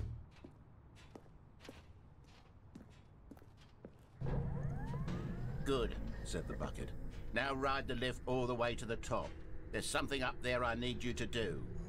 Stanley did not question why or how this bucket was speaking to him. It should have alarmed him, of course, because buckets can't talk. But Stanley chose not to think about this obvious fact. He was firmly convinced that the bucket had spoken to him, and he unthinkingly did whatever the bucket asked.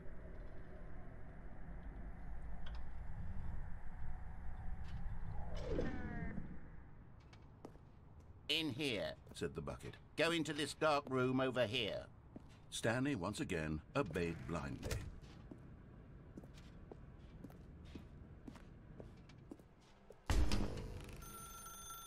Now pick up the phone, said the bucket. Pick...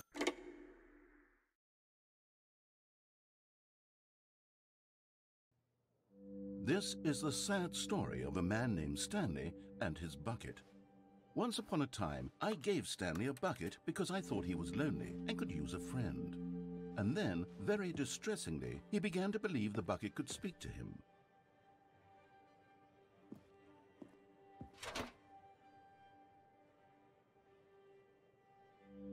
The Stanley Parable Reassurance Bucket was merely meant to provide the comforting glow of companionship. It doesn't literally talk and give you orders. Whatever Stanley is hearing the bucket say to him is just in his head.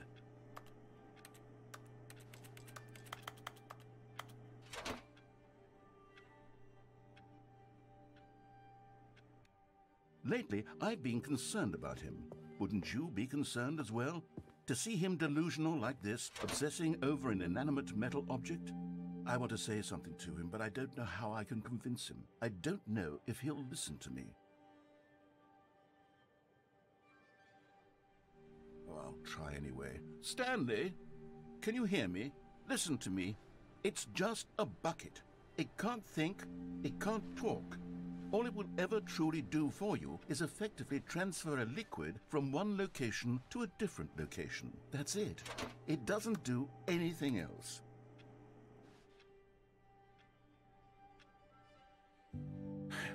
You see, he's not listening.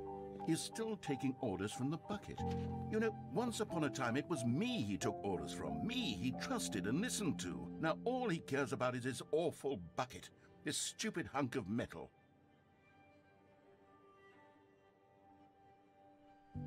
It's sad, but I suppose he doesn't need me anymore. From now on, he's just going to cling to this bucket, this cold, empty bucket, this sort of shiny bucket. Well, I'll give it this. The bucket does have a nice shine to it. Yes, I suppose on closer inspection that it doesn't quite look like your average hardware store bucket. It's just a little more, what am I trying to say? Sturdier, more capable of transporting liquid. Like it would be better at moving an amount of water from one room to another.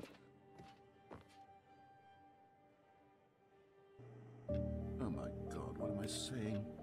Better at carrying water from room to room. It's a bucket. It's literally just a bucket. Why do I feel some need to point out the ways in which it's so much more than just a regular bucket? Oh no, I'm having feelings for the bucket. No, no, no, no, no, no, no, no. What's going on? Why do I want to be with the bucket? Hear what the bucket has to say. Do anything it asks. What's wrong with me? I don't understand. Perhaps if I had the bucket, this would be less confusing. Yes, the bucket could tell me what to do in this troublesome situation. Stanley, give me the bucket. Give it to me. Give me the bucket, Stanley. I need it. Give it to me now. Give it or I'll...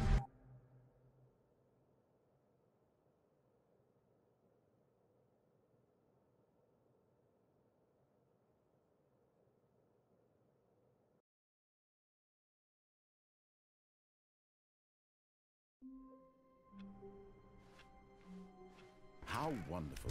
Stanley was alone. Finally. This is great, he thought to himself. This is what I've wanted all along. I got what I wanted.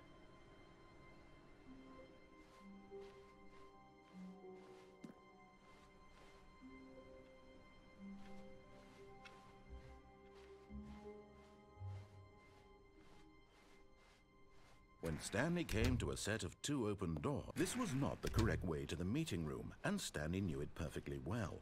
Perhaps he wanted to stop by the employee lounge first, just to admire it.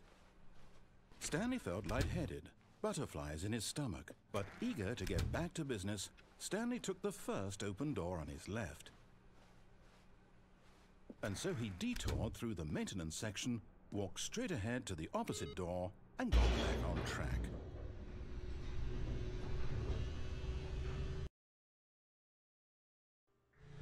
But Stanley didn't want to go back to the office. He wanted to wander about and get even further off track. So now in order to get back, he needed to go, from here, it's, left. Oh, no, it's to the right, my mistake. No, not the right. Why would I have ever said it was to the right? What was I thinking? It's clearly... Oh dear, would you hold on for a minute, please? Now, let's see. We went down, right, left, down, left, right. Yep, okay, yes. I've got it now. This story is absolutely, definitely this way.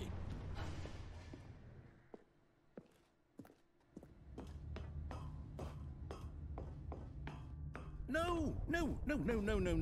This isn't right at all. You're not supposed to be here yet. This is all a spoiler. Quick, Stanley, close your eyes. Okay. We just have to get back to, oh, who am I kidding? It's all rubbish now. The whole story completely unusable. How about, rather than waste my time trying to salvage this nonsense, we'll just restart the game from the beginning. And this time, suppose we don't wander so far off track, Okay, from the top.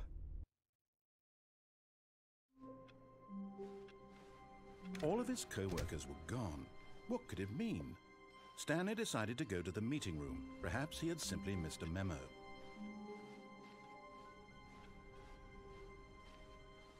When Stanley... Wait, what? No, I restarted. I swear, I definitely restarted the game over, completely fresh. Everything should be... Oh, did something change? Stanley, did you change anything when we were back in that room with all the monitors? Did you move the story somewhere, or... Hold on. Why am I asking you? I'm the one who wrote the story. It was right here just a minute ago. I know for sure that it's here somewhere. Okay, then. It's an adventure. Come, Stanley. Let's find the story.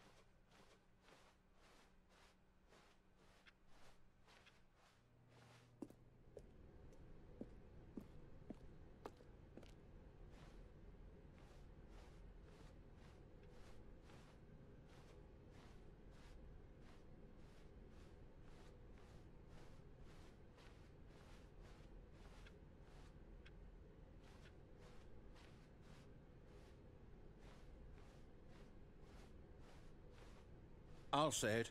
This is the worst adventure I've ever been on. I can promise you there definitely was a story here before. Do we need to restart the game again? Well, I find it unlikely that we'll ever progress by starting over and over again, but it's got to be better than this. Okay, let's give it a shot. Why not?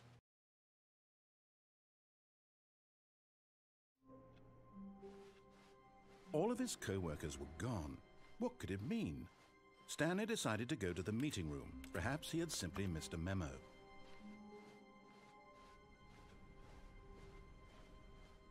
Okay, yep, it's worse.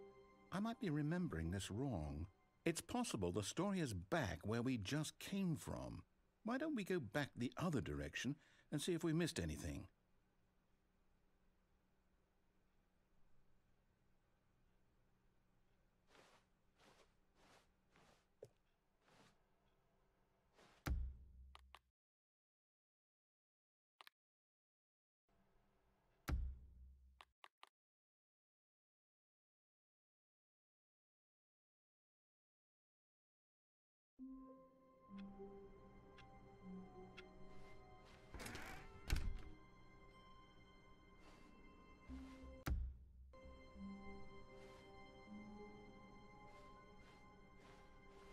When Stanley came to a set of 2 open doors, he entered the door on his left.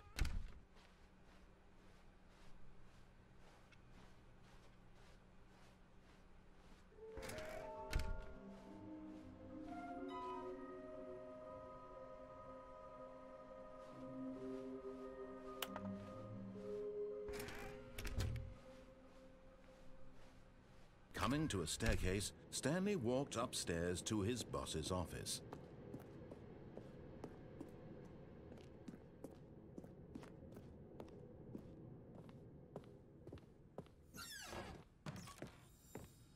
Okay, I'm going back to the name of these little Stanley figurines, and now I'm torn between Stanlerines and Figlies. What do you think, Stanley?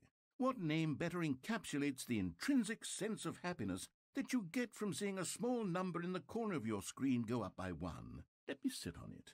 I'm sure it will come to me.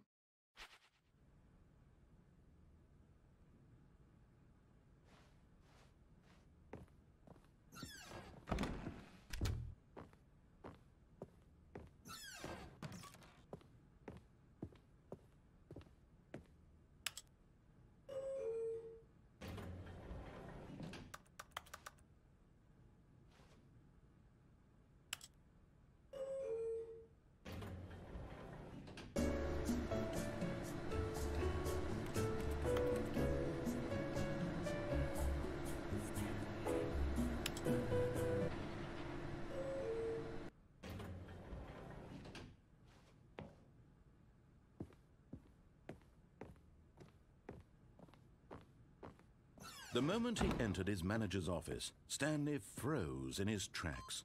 Not a living soul anywhere. Stanley was in such a rush to get through the story as quickly as possible, he didn't even have a single minute to just let the narrator talk.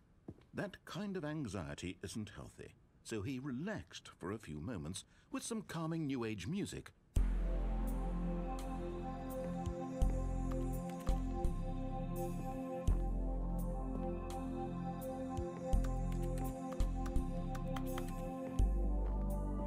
Feeling soothed and rejuvenated, Stanley calmly walked forward into the opened passageway.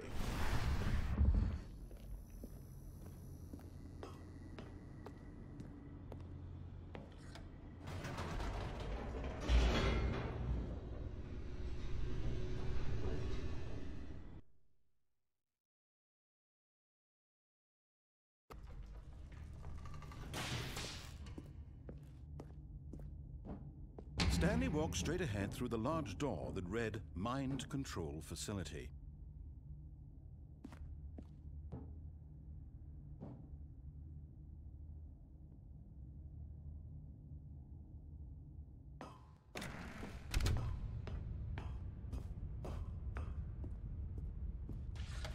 The lights rose on an enormous room packed with television screens. What horrible secret did this place hold? Stanley thought to himself. Did he have the strength to find out?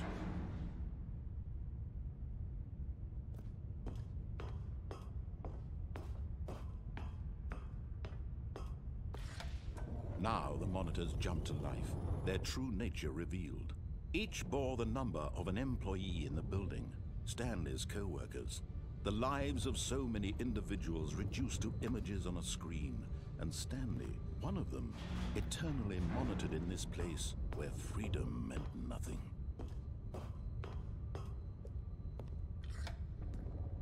This mind control facility, it was too horrible to believe. It couldn't be true.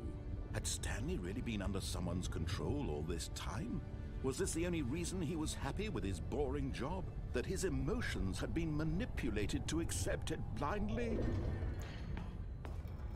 No, he refused to believe it. He couldn't accept it. His own life in someone else's control? Never! It was unthinkable, wasn't it? Was it even possible? Had he truly spent his entire life utterly blind to the world? But here was the proof, the heart of the operation. Controls labeled with emotions, happy or sad or content. Walking, eating, working, all of it monitored and commanded from this very place. And as the cold reality of his past began to sink in, Stanley decided that this machinery would...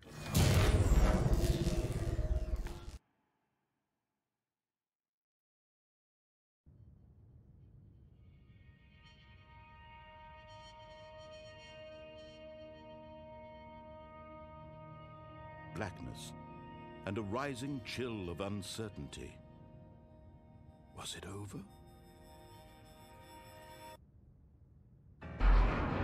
Yes! He had won! He had defeated the machine, unshackled himself from someone else's command. Freedom was mere moments away. And yet, even as the immense door slowly opened, Stanley reflected on how many puzzles still lay unsolved. Where had his co-workers gone? How had he been freed from the machine's grasp? What other mysteries did this strange building hold?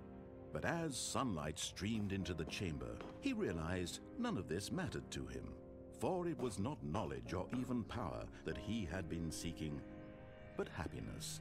Perhaps his goal had not been to understand, but to let go. No longer would anyone tell him where to go, what to do, or how to feel. Whatever life he lives, it will be his. And that was all he needed to know. It was perhaps the only thing worth knowing. Stanley stepped through the open door.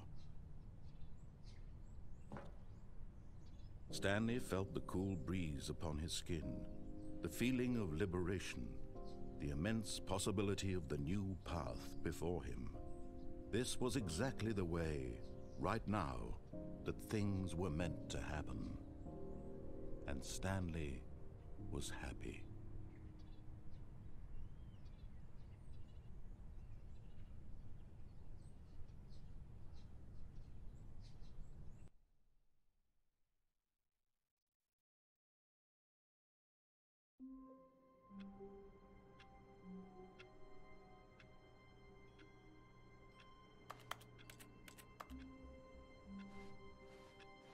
How long was I sitting there? Stanley wondered to himself. Minutes? Days? Centuries? Did something crucial happen while my senses were turned? He made a note to be more careful with time from now on.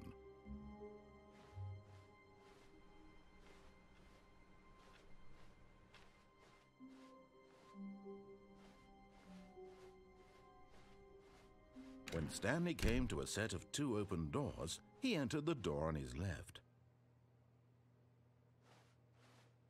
This was not the correct way to the meeting room, and Stanley knew it perfectly well. Perhaps he wanted to stop by the employee lounge first, just to admire it. The lounge was grand, majestic, but eager to get back to business, Stanley took the first open door on his left.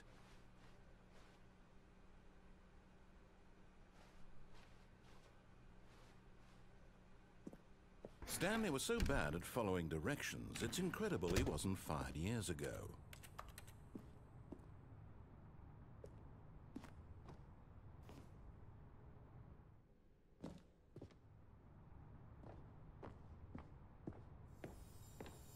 You're getting close now, Stanley. You've nearly gotten all of the Figler anlarines. Very soon, you'll collect the last one, and then the first number will equal the second number, and that will be it.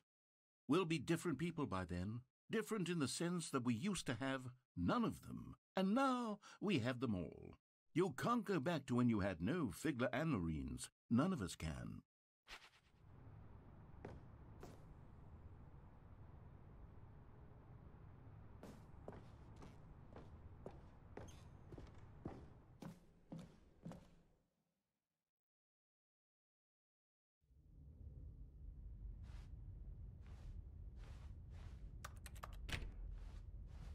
Stanley had now gotten himself so far off the beaten path that it seemed the office had begun. So far off the beaten path that it seemed the office had begun. So far off the beaten path that it seemed the office had begun. So far off the beaten path that it seemed the office had begun. So far off the beaten path that it seemed the office had begun. So far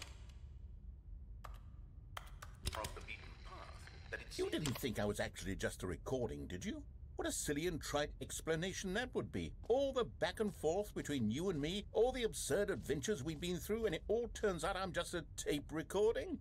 It was all just in Stanley's head. I bet that's the kind of twist you think is revelatory. I bet each and every time you watch a movie where it turns out all to be in the main character's imagination, you must absolutely bolt off the couch in pure shock at the phenomenal and intricate storytelling. It must be so simple to be you. Life being an unending waterfall of surprises and delights. How much more exciting you must find the world than the rest of us do. Now I've become sad. Look what you've done to me. This is all your fault.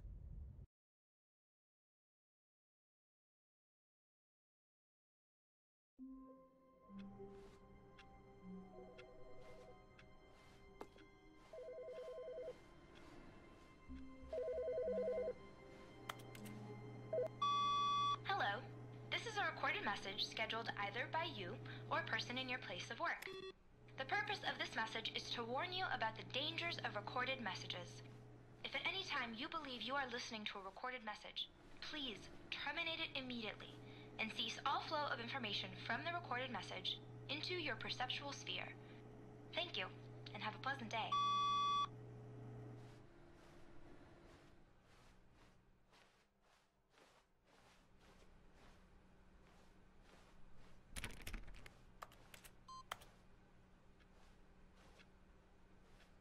The confusion and the chaos all seemed to melt away as Stanley embraced the bucket.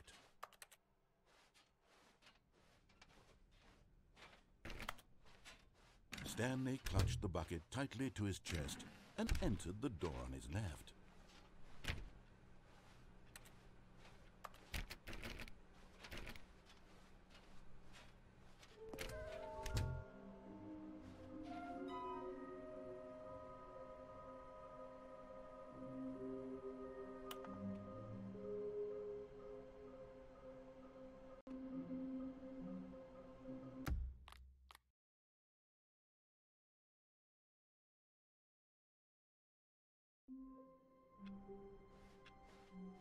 I can't wait to tell this story to my co-workers, Stanley thought. How amusing they'll find it.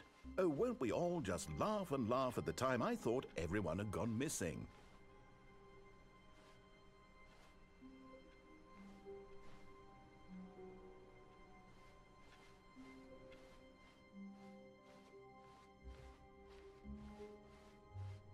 When Stanley came to a set of 2 open doors, this was not the correct way to the meeting room, and Stanley knew it perfectly well. Perhaps he wanted to stop by the employee lounge first, just to admire it. And here it was, the lounge. But eager to get back to business, Stanley took the first open door on his left. Stanley was so bad at following directions, it's incredible he wasn't fired years ago.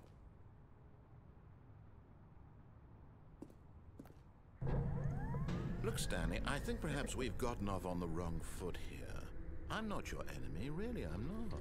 I realize that investing your trust in someone else can be difficult, but the fact is that the story has been about nothing but you or what? Really? I was in the middle of something. Do you have zero consideration for others? Are you that convinced that I want something bad to happen to you? Why, I don't know how to convince you of this, but I really do want to help you, to show you something beautiful. Look, let me prove it. Let me prove that I'm on your side. Give me a chance. And there it is, the last Stiggly Wiggly. Savor this moment, Stanley. This is a real accomplishment. This is doing something just for the sake of doing it. Where so many people expect to be rewarded for the most trivial achievements, you've insisted that a job well done is its own reward. I would tell you that I'm proud of you for collecting them all, but that would be like a reward, and we can't have that. So, instead I'll just say, it's done. We're all done here, and now we can go to whatever the hell you were doing before you hunted for figurines. Now listen carefully, this is important. Stanley walked through the red door. Aha, perhaps you misunderstood. Stanley walked through the red door. I still don't think we're communicating properly. Stanley walked through the red door. All right, fine, go ahead, Stanley. You want to know so badly what's out there? You want to find out what lies at the end of this road you've chosen? Well, don't let me stop you. You see, there's nothing here. I haven't even finished building this section of the map because you were never supposed to be here in the first place. Broken rooms, exposed developer textures. Is this what you had wanted? Was it worth ruining the entire story I had written out specifically for you? Do you not think I put a lot of time into that? Because I did. And in the end, it was all for nothing, because this is what you wanted to see. Help me here, Stanley. Help elucidate these strange and unknowable desires of yours. What would have made this game better? What did you want to see? Vehicles? Skill trees? Work with me. You've given me absolutely nothing so far. Tell you what, let me take a stab in the dark at a new design and you can give me some feedback. There we go. A third option. This already feels leaps ahead of where we were before. Go ahead, Stanley. Take it for a spin. Okay, I'm going to stop you there. Now, tell me about your experience with this new version. Would you say that the game benefited from allowing you more choices? Feel free to be honest. I'm looking for some real critical feedback here. Aha! You see, I knew I was onto something. Where do these flashes of inspiration come from? How did I know the game needed a third door? Well, it's instinct mostly, a calling in your gut. I really couldn't say where the idea came from, except that I felt it in my soul. You can't teach that, Stanley. Don't even try. Here, based on the data from your previous playthrough, I've compiled a new version. And to be perfectly candid, I think I've knocked it out of the park with this one. Let's take a look.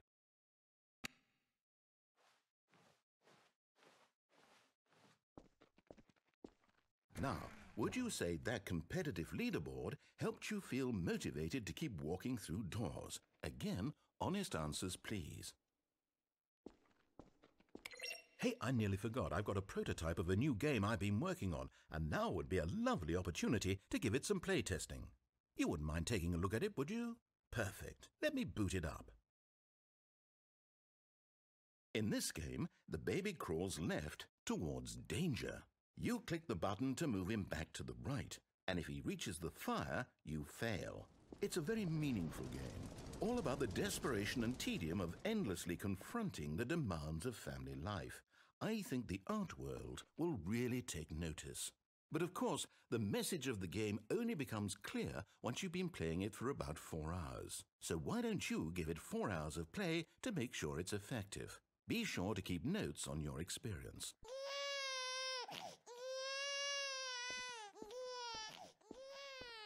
You heartless bastard.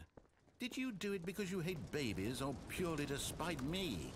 Because if it's the latter, well, I don't know what to do. I'm completely out of ideas. I can't think of a single thing that might improve the experience for me. I'm not even going to try. I'm out, I'm done. It's over. Thank you for playing. Your input was extremely valuable. Oh, hey, since my game was so awful, why don't we play someone else's game, just to ease the pain? Let's see. What do we have here? Yes, this seems like it'll work. Let's give it a shot.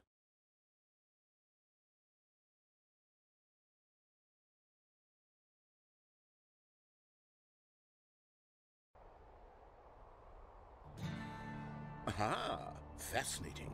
What do you think this game is about, Stanley? What's our backstory? What is our motivation? Well, it seems obvious to me that you are meant to play as a creepy man spying on innocent civilians below you from up high in your creep tower, perhaps for some sort of twisted erotic purpose. Yes, that must be it.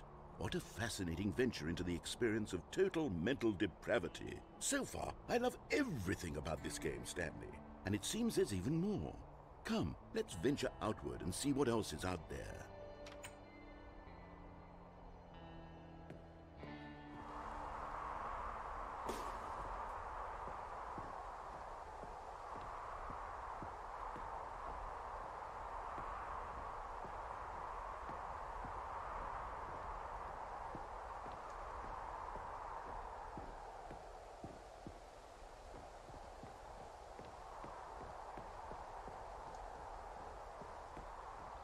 Oh, no. No, it can't be.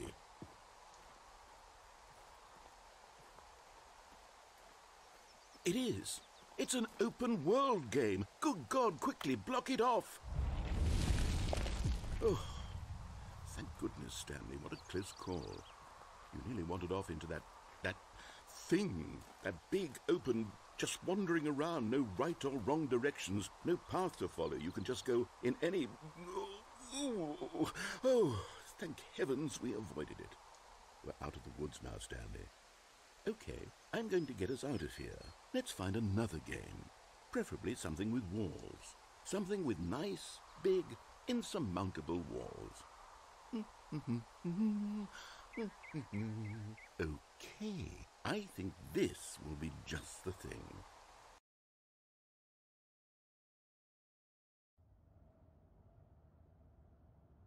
Wonderful. See, this is exactly what I had in mind. Just a nice big box for you to run around in. There isn't any possibility that you could get lost here. Now this is game design. Stanley, if you manage to get lost in this game, I will be phenomenally impressed. Okay, so what exactly do we do here? Let's see. There are lots of cars here in the back, but obviously there's no racetrack. Okay, I'm seeing that there's a ball of some kind back here. Is this game sports ball? Stanley, I think it's sports ball. Oh, what fun. We shall run the bases and do a touchdown together. Yes, I think surely we must. Okay, Stanley, here's the ball. Have fun.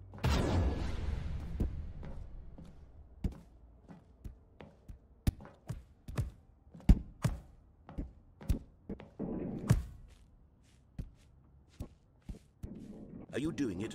Are you winning? Is this fun? Is it better than my miserable little... Hold on. What are you doing?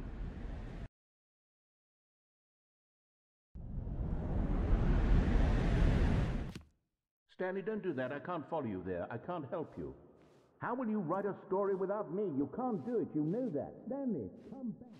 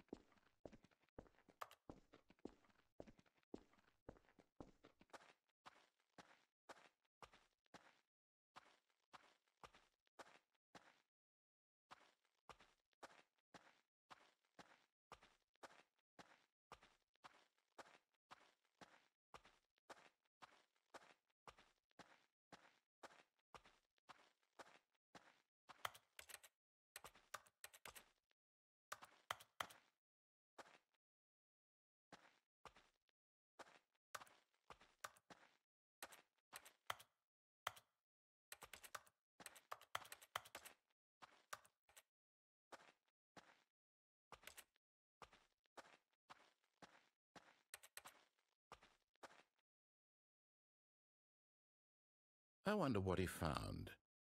If what he wanted was to be the leading man in his own story, well, perhaps he's gotten it, down in wherever he is right now. I wonder if he's happy with his choice, and if he's learned the heavy cost that comes with it. He'll understand soon what I was trying to tell him. He needs me. Someone who will wrap everything up at the end, to make sense out of the chaos and the fear and the confusion. That's who I am. That is what I mean to this world. Oh, yes. Yes, I'll be back. There's no other way. Once this ends, after it all comes to a close, then I'll be back. The end will be here soon. Very soon. I can wait.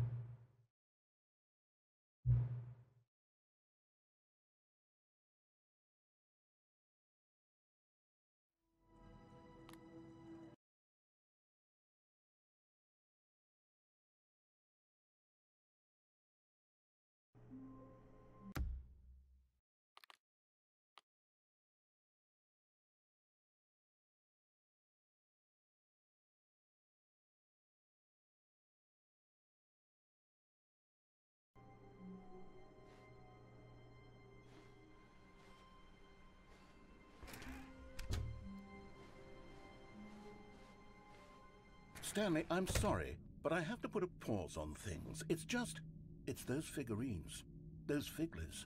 I haven't stopped thinking about them since you nabbed every last one.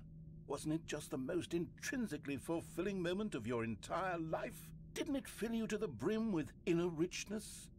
Yes, I know we're supposed to be telling a story, but won't you please indulge me with one more trip back to the memory zone? I would love nothing more than to revisit the figurines. Just one more time.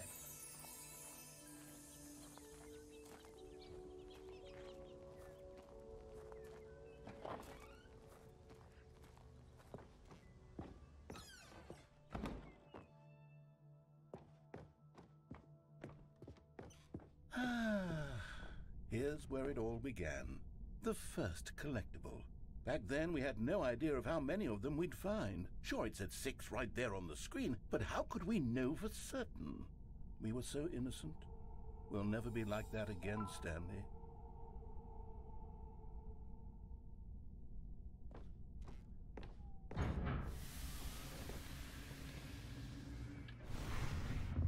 And here was the second Stanlerine. You found this one all on your own just by poking around behind the boss's office. You did that, Stanley. I'll be honest, back then I had no faith in you to find any of them, let alone 6. But you continue to surprise me in all sorts of mundane, unremarkable ways.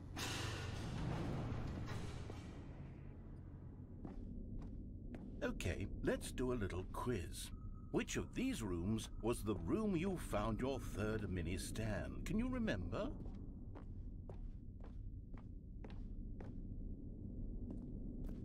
Hey, that's exactly right. It was here, under the stairs. It was the third one. You picked it up, and then after that, you had 3 of them. I'm glad these moments are so crystal clear in your memory, but I shouldn't be surprised. After all, science tells us that it's impossible to forget your third time doing anything.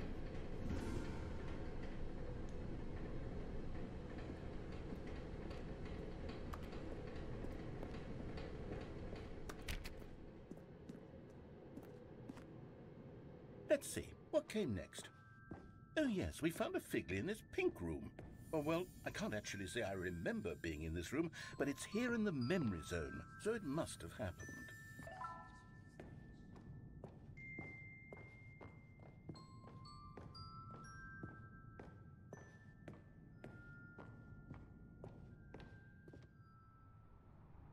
This was the 5th mini-stand, and this one was really something special. It was in the warehouse. I remember it so clearly. In fact, because this one is particularly special to me, I made a little video to commemorate the occasion. Enjoy.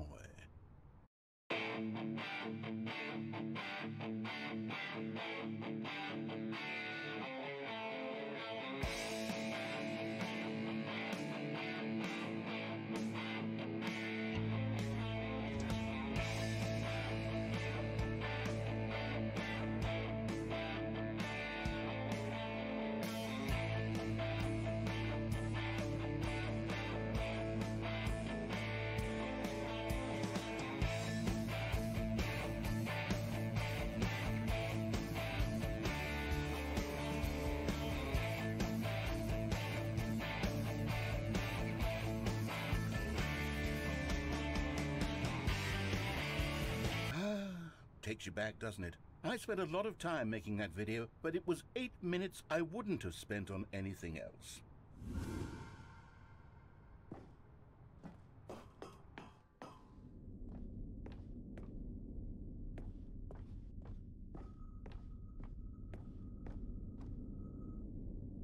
And then, Stanley, then we came to the last collectible, the final figurine, right here by the red and blue doors. This memory is the most distinct and clear in my mind, perhaps because it was the one that happened more recently than all the others. Who can truly say how the mind works? All I know is that this is the moment where you picked up a figly and I thought to myself, yes, that's all of them. They're all collected. It was a moment unlike any other, except for the other moments picking up figurines, which it was exactly like.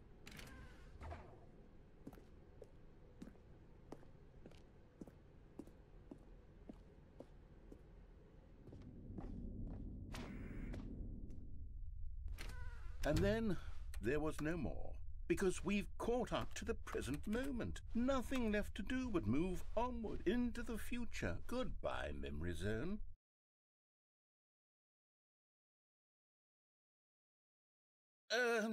No, I'm not done. I'm not ready to move on. Stop the loading screen. Isn't there some way we can stay here, keep enjoying these figurines? Let's just go backwards. We'll do the memory zone again from the opposite direction. See how that feels.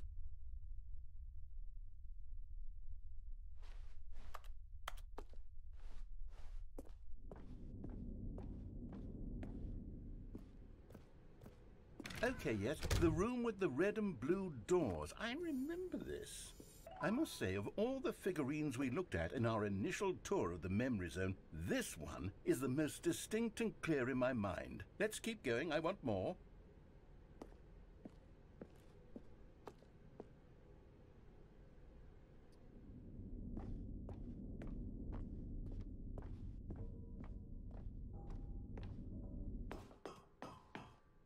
And here's where I made that video. Don't you remember the video we watched?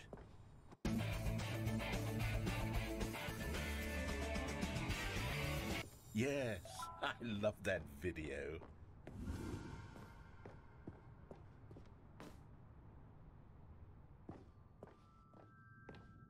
Still don't remember the pink room, Stanley. Still no memory of this one. Good room, though. A solid room. These really were a treat to hunt down. You know, if there had been any kind of reward for finding all of these, it really would have muted the intrinsic joy of collecting them. I'm very glad we resisted the temptation. Next one.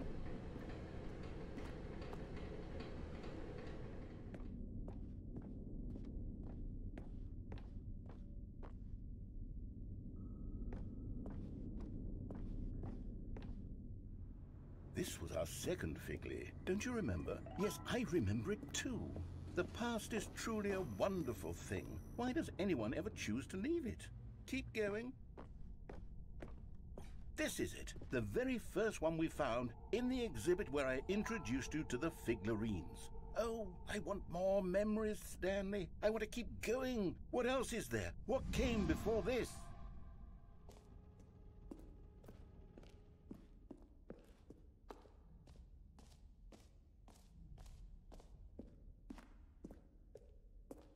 Look, it's the terrible new content that we were originally sold on. I remember hating it back then, but time does put a rosy filter on everything.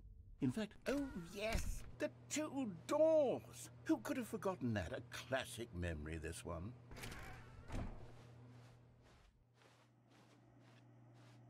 And before everything else, there was your office. Is there anything else?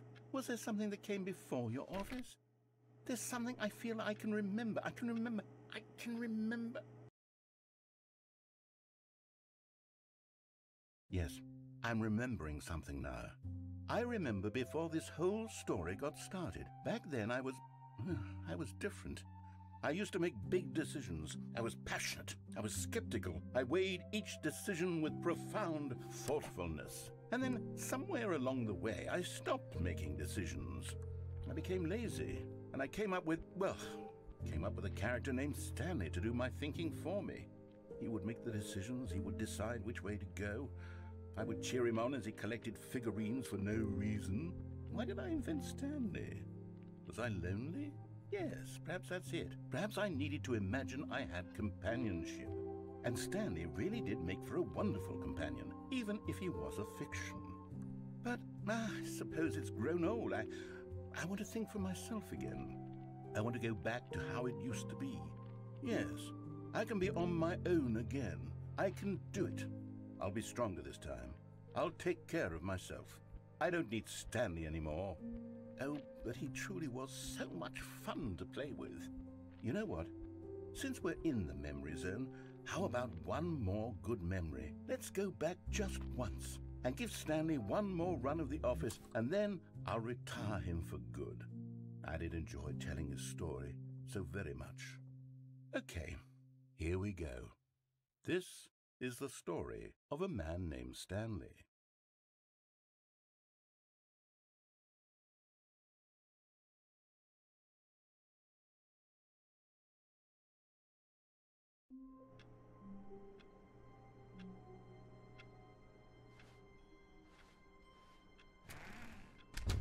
But Stanley simply couldn't handle the pressure.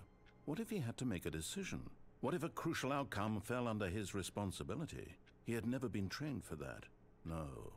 This couldn't go any way except badly. The thing to do now, Stanley thought to himself, is to wait. Nothing will hurt me.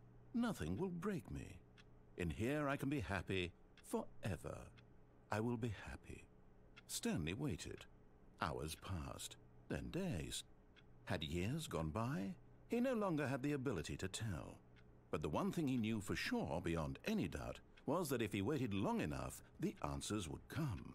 Eventually, someday, they would arrive. Soon, very soon now, this will end. He will be spoken to. He will be told what to do. Now it's just a little bit closer. Now it's even closer. Here it comes.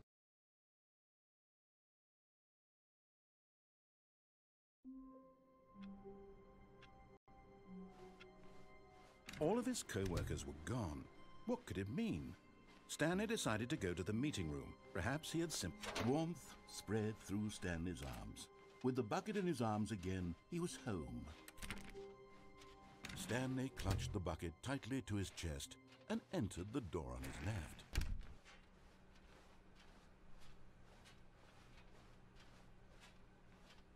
Still no one was here. Stanley needed the bucket's warmth and comfort now more than ever. Perhaps his boss's office was where he'd find answers. Oh, Stanley, can you feel it? The broom closet. It wants the bucket. You can feel that, can't you? The aura of jealousy? It's as clear as day. This broom closet believes it deserves the bucket. I can really feel it now. It's a bucket. It belongs in a broom closet. That's what the broom closet is trying to say here. It's supposed to go with the other cleaning supplies. Good for you, Stanley. Don't give in. Don't hand over the bucket. I know how hard it must... Coming to a staircase, Stanley and the bucket walked upstairs to the boss's office.